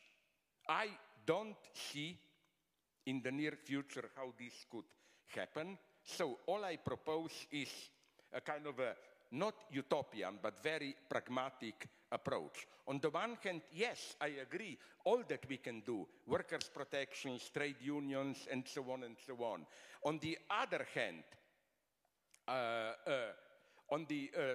for example, on the other hand, it's my eternal example, what Obama did in the United States, even for him, I have a certain sympathy. Okay, we have it, but they didn't have it, and now it's cancelled. Healthcare reform. This was a revolutionary idea for the United States, and so on. So what we should do is choose well these particular points, which may appear relatively modest, like what is revolutionary about universal healthcare? But nonetheless, in the United States, this was almost a shock, and so on and so on. In Europe, I would say, but obviously I'm too utopian, some kind of, why can't European modest labor parties, trade unions get together, I know the attack will automatically be this diminishes our competitivity, but I think it's bluff, it's not necessary. Some minimal workers' protection in Europe, and this is my argument against Brexit. It's very interesting, a British friend of mine provided me with a list of conflicts in the last 20 years between United Kingdom government and Brussels bureaucracy. Almost all the time I'm on the side of Brussels bureaucracy. For example, Brussels bureaucracy wanted to impose some ecological limits of energy use. Tony Blair opposed it, it diminished our competitivity. Then again, Brussels bureaucracy wanted to impose some minimal workers' rights, a minimum of holidays per year and a maximum of working hours per week. United Kingdom government opposed it, this diminishes our competitivity, and so on and so on. So I think that we should shamelessly engage in all these particular struggles, but at the same time just getting ready. Getting ready in what sense? I am a pessimist, if you ask me. I think there will be ecological and other catastrophes. Don't be afraid that they will not come. They will come. And for that point, we should be ready. But at the same time, I agree with you. Definitely we should not just, as many pseudo-radical leftists claim, just sit back and wait for the big revolution to come. No, if you just wait, it will never come. But we should be getting ready, because really, I'm too much of a pessimist in the sense that some of my friends, liberals, are telling me, but listen, nonetheless, with all our crisis, liberal capitalism, at least in Western Europe, it still works. Why don't we just resign to it? No? I claim, no. It may appear to work, but it's approaching its end. You can see it. Ecology, it's clear that we will need larger than state organizations and so on to cope with the problem. My God, financing. It's clear where system is dying. Look, even me, who am in economy more or less an idiot, I got the basic point of how, again and again, this is a tragedy of European Union. They are throwing it hundreds of billions of dollars into revitalizing economy. But what happens is that these hundreds of billions get lost and are privatized in this place with fictitious capital, and the more they are throwing these imaginary sums of money, of real money, economy remains stagnant. So we have a problem here. We have a problem with intellectual property. It simply resists private property. It will not be able to contain it. I'm saying this because after this talk, I know what I will download from Pirate Bay this evening. It will be the 7th installment of Handmaid's Tale, so that you know, if you want to hear it. Or refugees and so on. We need more organization there. I mean, I sincerely believe that this idea that we live in relatively normal times, it's totally wrong. Things are changing. The main result of Trump's stupidity is already here. It is that it was a beautiful paradox. You remember 2 weeks ago, China imposed itself, offered itself as the new agent of globalization. They got it correctly that America is now too protectionist. So again, we are not even aware how fast things are changing. And up to a point, we can just passively follow it. In the long term, if we do nothing, where will we arrive? Hollywood knows it in its dystopia, something like Hunger Games and so on, a new class society. Perhaps one final question? But it should be a lady so that we can falsely claim that it was not only men. It's a lady question? No, it's not, but thank you, I suppose. Are you at least transgender? No. No, You know you I'm very sorry. This is going to be horrible for diversity. Big fan of both people on the stage. My favorite work, Žižekian work, is The Pervert's Guide to Cinema, which at this point is over 10 years old. You've mentioned The Handmaid's Tale. You just mentioned Hollywood and its futuristic knowledge. Is there any movie or film you've come across in the decade past which you think is worth mentioning or perhaps demonstrate what we've discussed this evening. I will disappoint you here. First, let me confess something. I'm very self-critical here. Whenever I deal with films, I try to be honest. I think that 80% at least of it is just exploiting simply narratives to make some ideological or even philosophical point. Very rarely do I really, by really I mean in a formal way, analyze a film. Because the true message of the film for me is always in a form. That's why the only way, where was I serious in my analysis? Hitchcock, Kieślowski, maybe a little bit David Lynch, Lost Highway, and maybe a little bit Tarkovsky. All other stuff is just using films. But if you ask me, where am I now? I can just give you two indications. First, although this is a fashionable thing today, but I tend to agree with it, that it's as if, to put in idealist Hegelian terms, the world spirit is moving from films to TV series. And I think quite interesting things, maybe more than in cinema, are happening there. I'm even ready to go so far as to say even in video games. Are you aware how important they are? Do you know that already some 3 years ago, I think, more money is turned around in video games than in entire cinema and TV industry? And it would be extremely interesting, I don't have time now, to analyze the, how should I call it, the new type of subjectivity. I call it this obscene, pre-Oedipal, undead subjectivity that is the subjectivity of a gamer, of a game player. By this pre-Oedipal perverted subjectivity, I mean the first model for me is here. You remember what's the magic of Tom and Jerry cartoons? Constant catastrophes. The mouse is cut and sliced into pieces, run over by a rollover. In the next scene, you cannot die.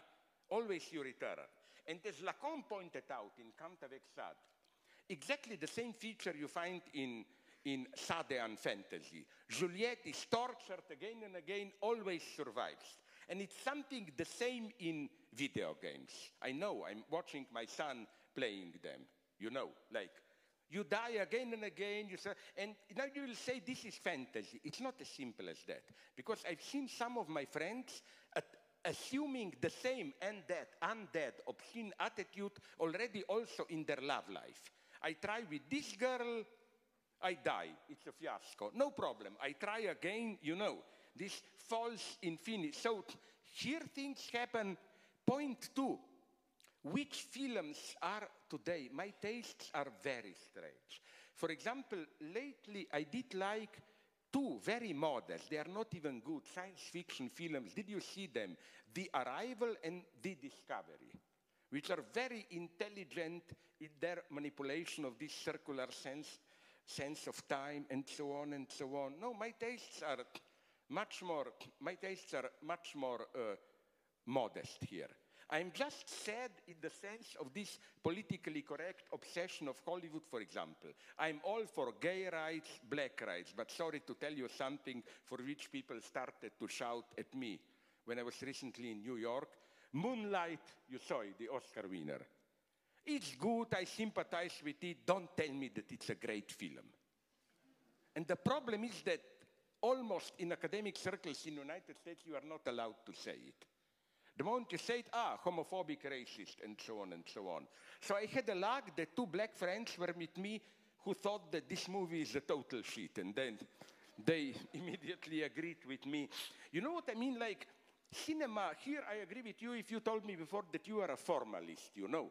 Like, look at Hitchcock. Maybe he's overestimated, but Hitchcock's art is not in the story, it's in how the camera moves, in the Hitchcock volume that I edited. I tried to develop an entire implicit theology from how the second murder in Psycho, the murder on the stairs of Detective Arbogast, is shot and so on. That's for me the magic of cinema. Cinematic art begins when you have a certain story and official ideology, but the texture of the film counteracts it, renders, literally renders, like embodies, not explicitly articulates another ideology.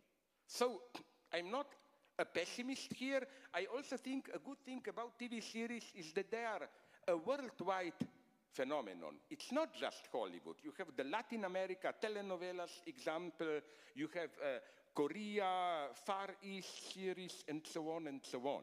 In this sense, I even like cultural globalization. It's on the contrary, a great blow to the simple hegemony of United States. Did you notice, for example, in detective novels that I like, the result of cultural globalization is now that it's no longer American, British, and maybe French detective novels. You have now Italians, Germans, Chinese, whatever.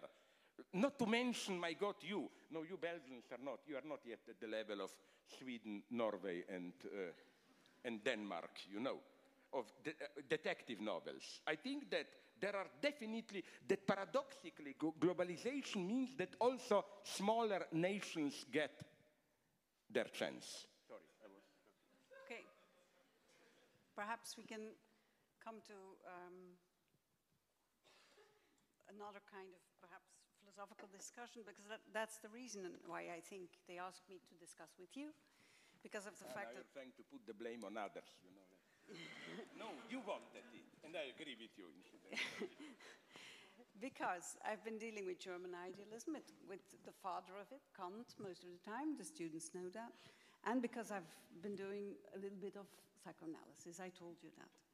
And I must say that what I did in psychoanalysis had an effect on what is, for me, philosophy. It had really a subversive effect, my own analysis, my practice as an analyst, and it fundamentally changed my position in relation to what it is to know, what is the drive to know. And I'm in a little bit of a turmoil today, in the sense that it's a bit of an open question for me of what can be philosophy after the subversion of psychoanalysis. That's not immediately clear to me. So I want to address questions in this sense: place of the philosopher after the subversion, and place of the psychoanalyst in the kind of emancipatory dynamics we know. But let me begin with the question of form, because I found it nice what you said tonight, namely that the dimension of critique. I think indeed that one of the important things you did is to show that there's a kind of thread from Kant, German idealism, to psychoanalysis. Few people see that, and it's quite a logical thread. And it has to do, I think, with the dimension of criticism, with the dimension also of universality. Now, let's come to the question of universality and of form. Because what happened with modernity, modern sciences, is, let's say, a focus on form, a focus on legalization and on formalization, mathematization. And you know the work of Badiou. Lacan also is stressing enormously the role of formalization. And he, for instance, Lacan takes up what Plato says in the Menon, where Plato promises to deal with the issue of value. And people are annoyed because actually he's dealing with what he calls the idea of the idea, and then he talks about numbers. So in order to address the question of value, of what is an ethical position, let's say, we need formalization. And so that's one thing I don't see you do immediately, to focus like Badiou does on, or like Lacan does, on formalization. So that's perhaps a small question of why is that not your focus, and in what sense it can be related to writing. Because if we address the question of universality, the dream of modern sciences was to write the book of nature in mathematical terms, in universal terms. The formalist approach of the modern sciences was purely formalist. So do we need a new mathematical writing? That is actually what Lacan is proposing, perhaps other forms of writing. So that's the first issue of in relation to form. The second issue is more in relation to the Universal Declaration of Human Rights. I found in one of your interviews, you came back to it tonight, you said that you find that that principle has now potentially a subversive role to play. And you repeated it this evening. It sounds as if now it has a special subversive role to play, and it's not immediately clear to me what the formal aspect of it is. It makes me think of what Kant says, well, that we are humans. What we are, that's another question. So the distinction between that and what? You can go on, but are you aware of this weird jump to aliens that Kant makes when he claims that his categorical imperative is not limited to humans, but to every intelligent life if it will be found on another planet? Yeah. That's wonderful that I find in Kant, true. I mean. Yeah. Sorry, please go on. Sorry. No, that's... But my question was that. What My can you God. say any... Yeah, my God, yes. Let's go back to the public, because you ask such difficult questions. I mean, it's for another talk. Let me go like this. You know that I always find first Kant, not Lacan, not ambiguous here, but much more delicate on the one hand, and that's the greatness of Lacan.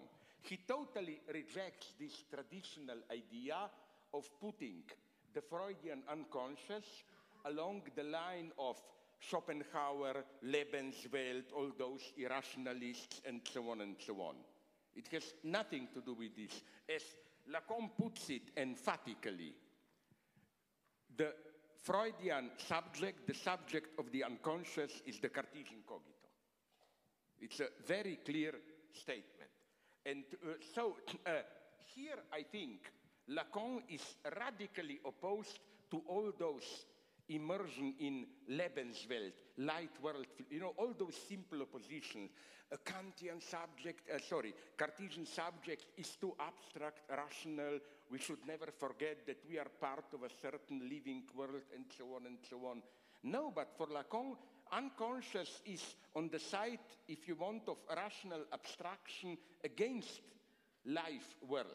Unconscious is some drive which destabilizes the stability of our life world and so on. But you know how, if we were really to go into this topic, my starting point would have been this one. Lacan says, yes, the subject of the unconscious is Cartesian cogito, modern science, but you know, I'm sure better than me, that at the same time Lacan says that the discourse of science is based on Verwerfung, foreclosure, which is not a good translation, but let's call it naively, exclusion of subject. And he means this, I think, relatively simple way, that scientific statements, they exclude truth as a factor. By truth, I mean the truth of your position of enunciation. Mm-hmm. Whatever your unconscious overdetermination, a scientific statement should be repeatable, valid for whoever announces it, and so on and so on.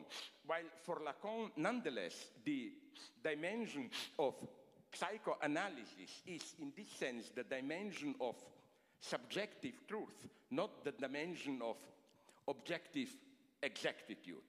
I think here about, I'm sorry if some of you know this example, I know, sure that you know it, it's one of my favorite Lacan's small observations, when he says, I don't know where, but I know he says it, he says somewhere a wonderful thing that I apply to politics, that, unfortunately, this has some kind of a male chauvinist twist, but that if a husband is pathologically, excessively jealous of his wife, afraid that she is sleeping around with other men, and even if it's proven that all his suspicions are true, his jealousy is still pathological. You see, this is the dimension of truth beyond exactitude. Oh, the example that I always take here is that of, I'm sorry if some of you know it, I repeat myself, that of anti-Semitism. Let's say I debate with someone in Germany in 1935 about Jews. I am trying to defend Jews. My anti-Semitic, not friend, of course, blames them. If I accept the debate at the level of facts, I've already sold my soul to the devil, I claim. Because at the level of fact, the result will be that we both exaggerate a little bit, truth is somewhere in the middle. Look, my friend says Jews are exploiting Germans. Well, in some formal sense, this was true. There were also poor Jews, but there were rich Jews who were exploiting Germans. Then my friend says Jews are seducing German girls. Well, all I can say is I hope they do, and the other way around, and so on. I'm sure it's at some level true.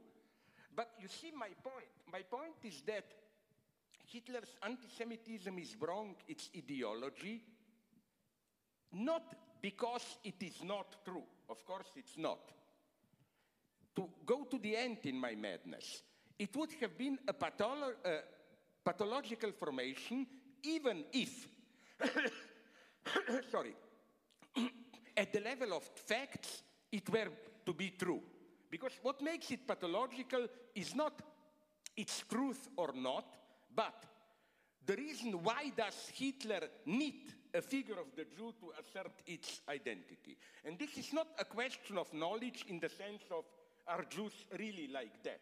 It's why does Hitler, for what pathological reason, does Hitler, or to put it in the terms of the title of my talk, what antagonisms does Hitler need to obliterate that are projected into the figure of the Jew? So all this, for Lacan, although he oscillates a little bit, for Lacan is, I don't see how this dimension of reference, to put it in Lacanian terms, to subject of enunciation, my truth position, this is a dimension which doesn't fit science. When Lacan says that the subject of psychoanalysis is the subject of science, he, I think, simply means, as you said correctly, this subject which is desubstantialized. You know what's so deep about Freud? It's one story, I think I mentioned it in one of my old books, I'm sure you don't know it, which is a beautiful story. The best anecdote that happened to Freud.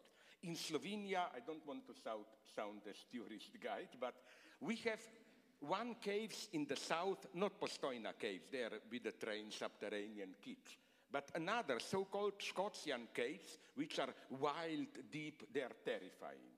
And you know that we discovered now that literally, it's not a joke, Dante visited those caves in South Slovenia, and there he got the idea of hell, of inferno.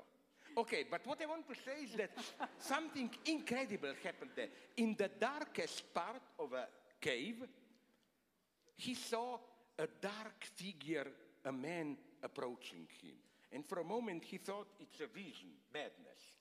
Then he recognized the man. You know who was?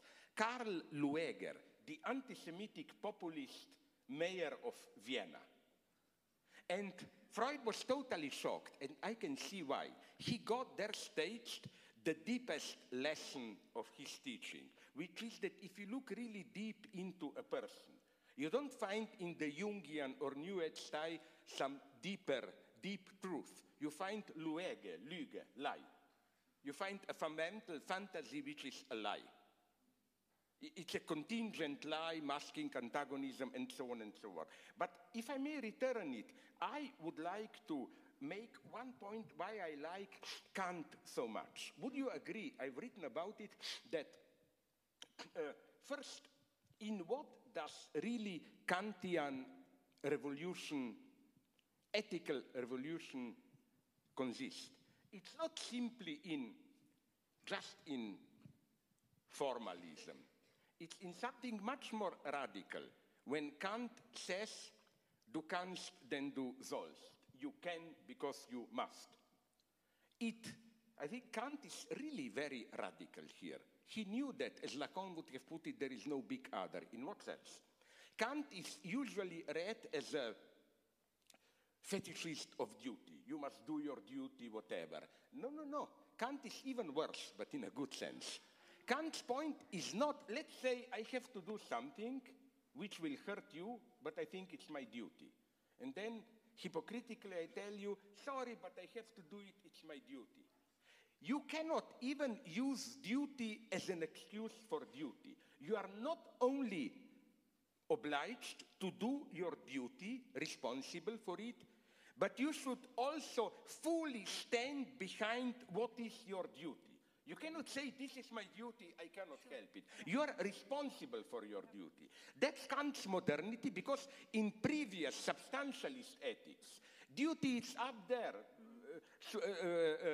imposed by God, whatever, and your duty is to do your duty. And that's the same in psychoanalysis. Sorry, Ne, ne pas céder sur son désir, this c'est is ça. wonderful. Okay. You are now saying what I wanted to say. Okay, Perfect. good. No, what I want to say is that they get it, that, you know, Freud, although, you know, all that bullshit, but it can also be Lacan can be misread in the sense that when he says unconscious is the discourse of the other, as if he thinks, oh, fuck it, what can I do? The other speaks through me. No, you are decentered, but you are still radically responsible for it. You cannot ever in psychoanalysis evoke your unconscious as deculpabilizing you. No. Sorry, I couldn't help it, it's my unconscious. And the other is personified much too quickly. The other is also the body in Lacan. Sorry, the other? It's also the body. Yeah, yeah. But So again, we think of it as the this other. was never clear to me. Yeah. Which body, you know, because we have biological body, we have phantasmatic body, and so on, you know. Yeah, the thing Here- that is something that you have to appropriate. But That may is I out just there. answer very briefly the last of your question? I agree with you. Concerning human rights, you know, there is a certain all too easy Marxist, pseudo-Marxist, I claim, historicist critique, which says, oh, human rights are just ideological universality. And That's then, what Badiou says. What? And that's Badiou's viewpoint, Alain Badiou's. I have And minor yeah. misunderstandings Okay. with him here. And that, you know, then the usual Marxist historicist bullshit, they always mask particular interests and so on and so on. No, the first thing, and that's where you quoted me correctly, precisely because they are formal human rights, even if it's true in the beginning they were class biased, but from the very beginning, with their very abstract form, they opened up the space. Look, you know the story. It was immediately Mary Wollstonecraft. We also, women should be included. It was blacks in Haiti. We should be included. So paradoxically, as a good Hegelian, I would say this, there is more truth in the form of human rights than in their content. Okay, thank you. Good. You are my Rosa Luxemburg. I agree with you. Another question. Please. I'm quite into logique du fantasme these days. Lacan's 14th. I envy you. I would like to. Yeah, This is the it's greatest. One of two, three formative. greatest Lacan. Yes, yes. If you want to know something about the sexual act, you should read it. It really is, and about the difference male-female, because lots of things are being said these days about it. We will perhaps come back to it. But at one point, Lacan says, talks about Diogenes. It's a difficult name to pronounce. And I would rather not enter into the debate on cynical reason. That's not my point. But what he's saying is that, you know, Diogenes, the philosopher with the barrel who masturbates in public, and asks Alexander the Great yeah, to move away because he is the sun, shadow that he doesn't see the sun. Yeah. So Lacan says Diogenes is an example of the fact that sexual pleasure is the sexual act is purely related to pleasure, and Lacan is arguing that that's not what the sexual act is about. The satisfaction it brings is not pleasure, that's not the purpose of it for human beings, for speaking beings. Yeah. So he says there's a price to pay for Diogenes, he says.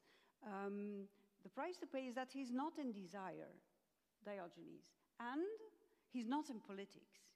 So I found not, sorry? in politics. Yeah, yeah. So that connection between desire and politics is interesting. Brings me to a phrase of a friend, a psychoanalyst who died a couple of years ago, but who always said to me, la pointe fine du discours est politique. So when you sharpen your discourse, and that is what you do in psychoanalysis, it becomes political immediately. So frankly, when you ended your lecture, it's, yeah, the catastrophe is near, we have to do something. It sounds a little bit like that. I almost immediately have the reflex of, as a psychoanalyst, one by one, and there's lots of work to be done. I mean, you have to produce the lack. And the lack is not something you observe, you don't observe it, you produce it. And it's the dynamics of producing it that brings you somewhere as to your position in the world, which has to be a desiring position and is immediately a political position. In that seminar, Lacan also says that l'inconscient, c'est politique. C'est politique.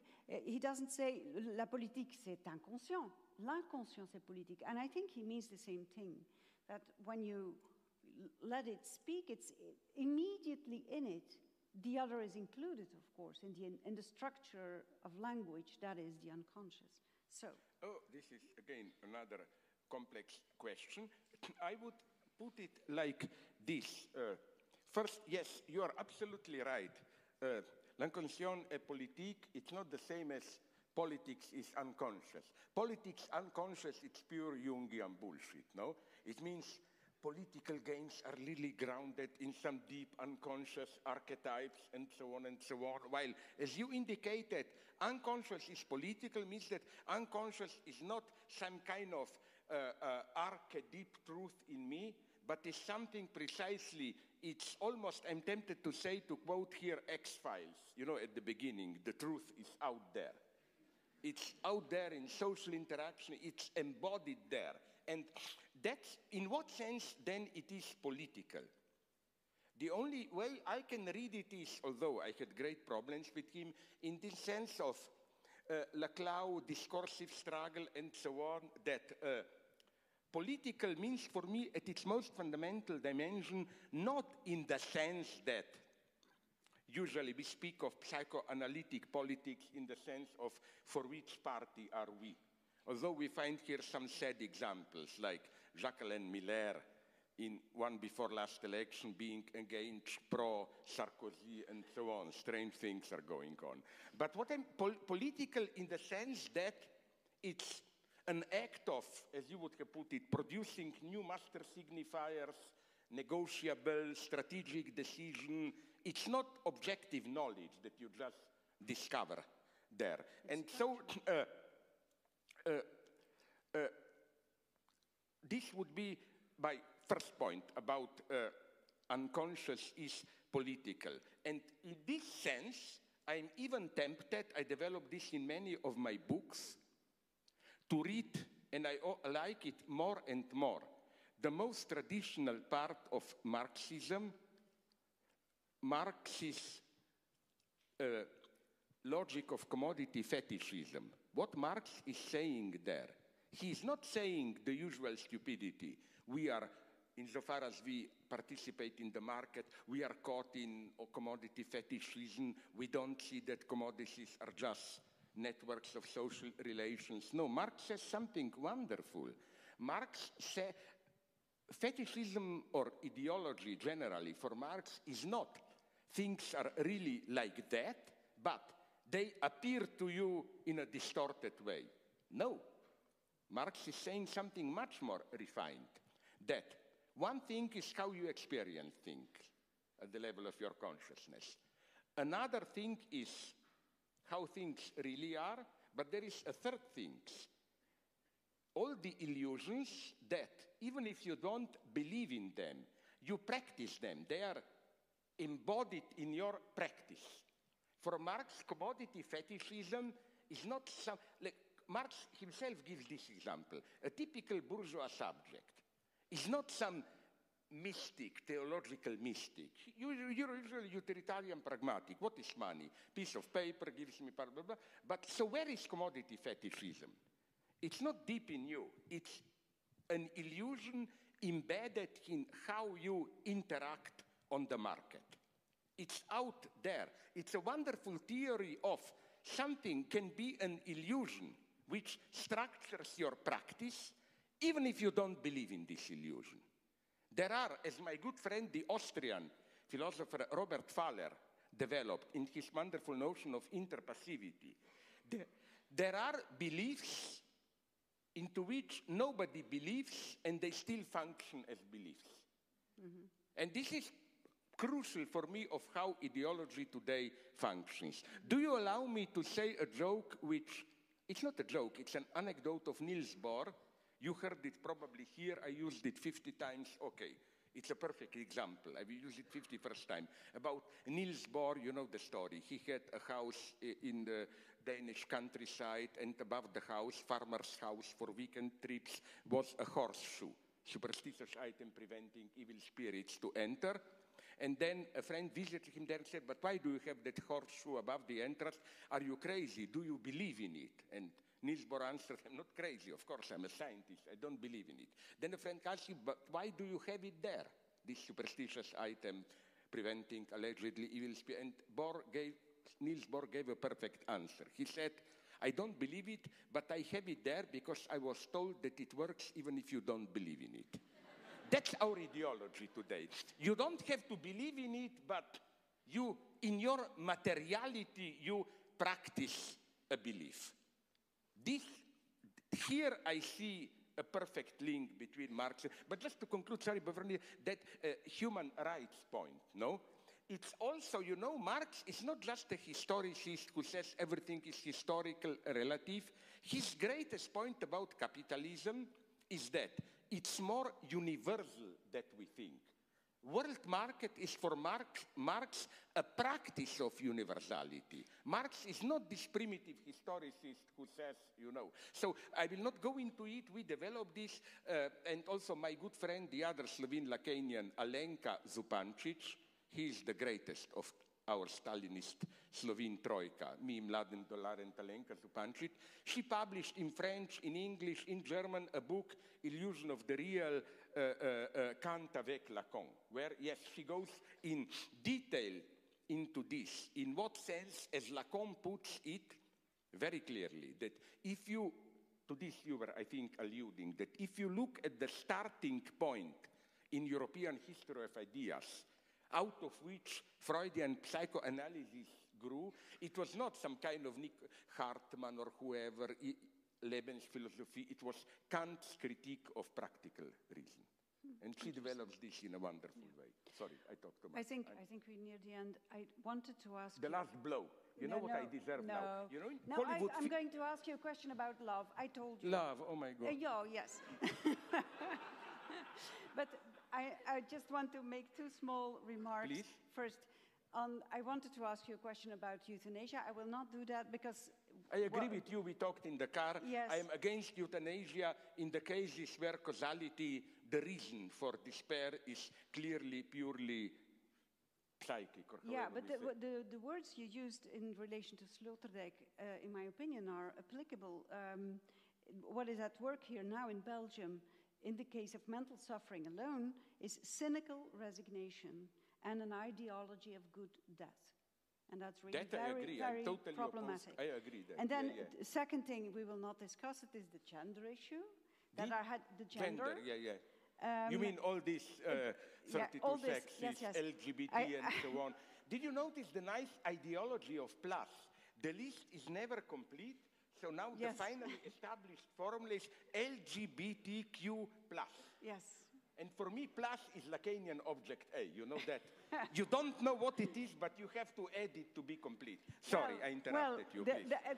We are not going. It's not a question, but I had a slogan actually that was brought to me by my colleague from Brussels, Ariane Bazin, who says in relation to the 32, 35 distinctions, she says 35 distinctions, but no difference. Yeah, exactly. Yes, it's a clear case of, to put it in Lacan's term, of the disavowal of il n'y a pas de rapport sexuel, of sexual difference as impossible. Yeah. Because you know what's the, I mean, to be clear, at practical level, I know, I met some of them, and they are much more intelligent than these fashionable characters fighting for 33 sexes, really suffering transgender people. You know why they are authentic? Because they know that their tragic position of not finding sexual identity is just an extreme effect of a lack of identity which pertains to sexuality as such, according to Lacan. This is what Lacan means by il n'y a pas de rapport sexuel, and that's one of my problems with this categorization, that you have now 32 identities, man, human, butch, bigender, trigender, transgender, whatever, and it is as if we add enough categories, then, oh, I'm that. I will be happy to find my identity. That doesn't work. And it goes with it the idea that by naming it, and it installs a kind of political correctness that is terrorist, I think. No, I tend to agree, because that's why I don't think, as some benevolent critics of political correctness claim, that political correctness goes too far, it's too... No, it doesn't go too far, it's simply wrong. I'm crazy to the end here. No, not wrong in the sense that, I'm more radical here in the sense that there is no sexism, there is no... All that exists, and we should fight it without mercy and so on. But there is something fundamentally false in the politically correct way of fighting, this way as if through regulation of speech, what political correctness wants to achieve through regulation of speech is for me deeply not only counterproductive, but it's really, how shall I put it, isn't, and here it brings us back even to Diogenes and so on. Wouldn't you agree that political correctness is basically a fear of the neighbor as such? Neighbor as the real neighbor, sex, being, and so on. Yeah. Because that's why I always found suspicious the term harassment. Harassment basically means, don't come too near to me, you annoy me. You know, it's this basic, I was accused of this, you know, like in America, United States, it can be madness, you know. You look a woman, look, if I were to do this at some campus, you would be able to accuse me of visual rape. So I was accused of all possible rapes already, not of a real rape, but of visual rape, verbal rape, I don't know what. But I got it. That's why also there is another enigma that interests me so much. Fear of smoking. I don't smoke. Probably it's true, all that they say. But this obsession, which is very selective, just with smoking, I cannot resist laughing at this paradox, how the same of my American leftist friends who oppose smoking fanatically. I was at a party once where smoking, they should be prohibited, and then they distributed opium or crack at the end of the party. Like, that's not a problem, you know. And especially this passive, it's really this annoyance of, you know that it's dangerous, how could you enjoy so openly and so on.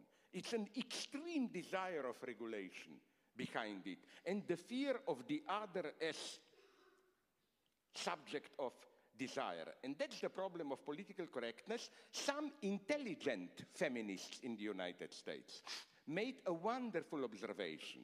They claimed that, are we aware that in the standard process of erotic gain, seduction, and so on, it doesn't go that the whole, sorry for this name, charm of seduction is that one, sometimes man, sometimes a woman, and that's good. At least here we have equality of sexes.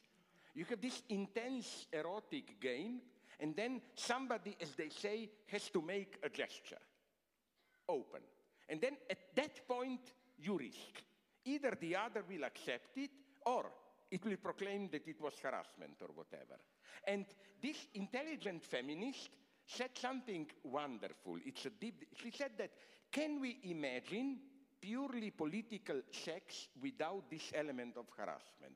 Yes, pure prostitution contract and so on. Yeah. That's the sad thing that some feminists know, that the only way that you do it in this totally correct way is through, although even this can be eroticized. The best advice that I heard from a doctor, it's so deeply true, I claim, against impotence, and I wasn't the one who had this problem, was this one.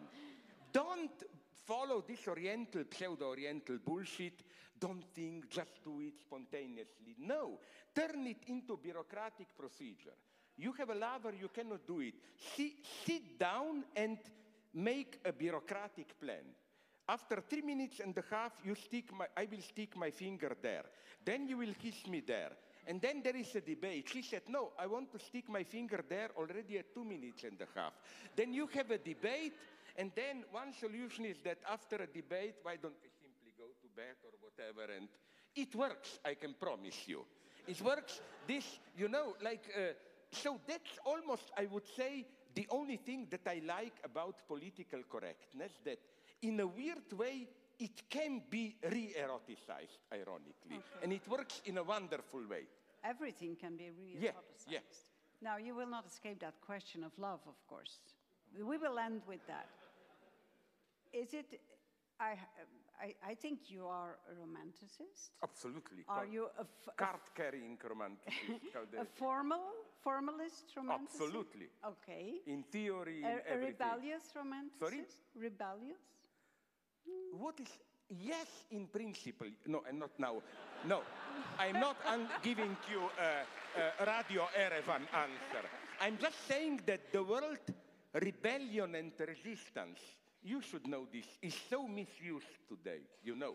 It's part of the ruling game. That's why I hate, for example, although I was there, but supporting my friend, Venice Biennale, these big biennales, visual arts. They are fully part of capitalist machinery, but it's part of the game that you proclaim that you fight capitalism, and self-critically you proclaim that you know we are totally manipulated by capital, and so on and so on.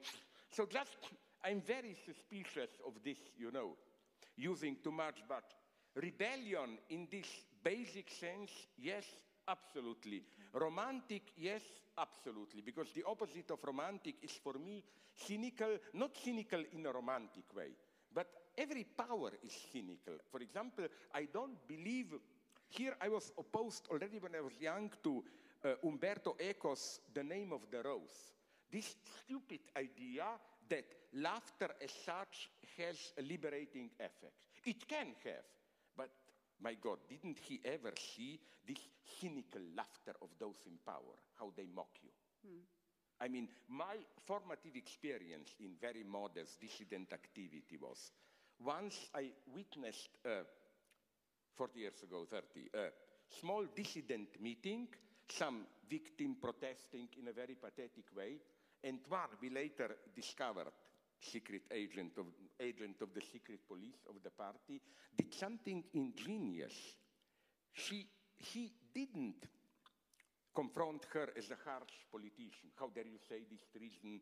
He imitated her, this poor woman who was protesting, mocked her, making fun, and ruined her performance. My deep experience is how intelligent power uses mockery, irony, laughter. It's much more efficient. Even now, maybe you did it 2 days ago. I read on Google News or whatever, I don't know, that New American alt-right now is discovering irony and jokes to promote their agenda. So I don't buy this too much of, oh, a little bit laughter liberates and so on. No, no, no. I'm in this sense romantic. Sometimes you have to risk this good, pathetic, romantic, passionate attachment, and it's the irony which is on the side of power. Yeah, and transgressive. Yeah. Okay. Thank you Where very much. is love? You didn't ask me about love. No, because what I wanted to say is that, now I will shock you the last statement. You know, it's now fashionable to say polyamory, you know. A guy can love more than one human being, whatever. I doubt it. You know why? Because love, in this case, is this pragmatic utilitarian love. I love you for this reason, I need another man for another reason, another woman for that reason. But for me, real passionate love, and it still exists, it's much more unconditional. It's not that I love you for some reasons. It's simply, I love you because, sorry for this pathetics, I cannot imagine living without you. It's this radical impossibility. And here, you cannot play. I cannot live without you because of your legs. I cannot live without you because of your eyes, and so on. It must be this unconditional aspect. Isn't it clear that the moment you can nominate reasons for love, it's no longer love, it's mental housekeeping, you know? This type of love is, you have, imaginary women. You have nice eyes and legs, you have nice breasts and hands, and then I made a list, oh, her list is better, I will love you. No, this is why I claim for structural reasons, and Lacan knew it, he mentions this. True love is the highest act of freedom, which precisely for this cannot be ever experienced as a free act in the sense of free choice. It's not, oh my God, I will now freely fall in love for you. No. True love is precisely all of a sudden you discover you already are desperately in love. It's never the present moment, now I will fall in love or whatsoever. You see, this German idealists knew this. Kant, in his my favorite Kant is the late one, religion within the... He describes there this structure. He has a wonderful speculative formulation of how this eternal, transcendental free acts which you always experience as necessary, you know. True freedom is not, I go to a patisserie and choose chocolate or strawberry cake. True freedom is, let me give you a pathetic example. Sorry for the pathetic. My country is occupied. I decide to fight the aggressor. You don't decide as a free choice. You decide to risk your life because you feel that simply you cannot do otherwise. That you couldn't look yourself into the mirror or you will be too... You know, this is my much more refined point of which Kant was aware. True freedom is to assume what you experience as your fate, in the sense of you cannot do it otherwise. But you are still responsible, it's still your free act. And just one sentence to end, because it's late, and if you still want to sign your books, love is unconditional, but not unlimited. Absolutely and correct, that's yes. the exercise, I think, of a psychoanalysis. Yeah. It is ne pas céder sur son désir and castration. Absolutely. And the paradox, nice paradox of Lacan is that this is not kind of not even, it appears as a paradox, but in reality, no. Castration is a condition of being unconditioned in this sense, no? Okay. No, Lacan has here, and I hope we agree, I'm sorry we don't have right that precisely, people usually say, yes, Freud had its actuality 100 years ago with Victorian England, but not today. No, today is the true time of Freud. Because Freud's paradox from the beginning was not, you want to do some sex acts, but because of eternalized paternal authority, you cannot. No. Freud's paradox was from the beginning the paradox of superego, like, precisely when you allow desire without constraints, itself sabotages itself. And this is what is happening today. Our superego today is not obey authorities, enjoy, and so on. And we have more frigidity and impotence as And ever. the Kantian way of saying it is the constraint is the possibility. Yeah. That's the light dove of Kant. That's why I also am on against polyamory. The ideologists of polyamory try to present their choice as more wealth in your life. Like, why just one person? It can be more, it liberates you. No, as you said very nicely, the constraint is what gives strength to your... Is the possibility. Yes. It's within the constraint is all the... Mr. Thanks very Žižek, much. thank you I'm very so much. sad that we cannot go on to this, like in Chinese cultural revolution. They have these tortures, they shouted at you for 2 days. I would like to have a debate like you in this time. So, thank you very much.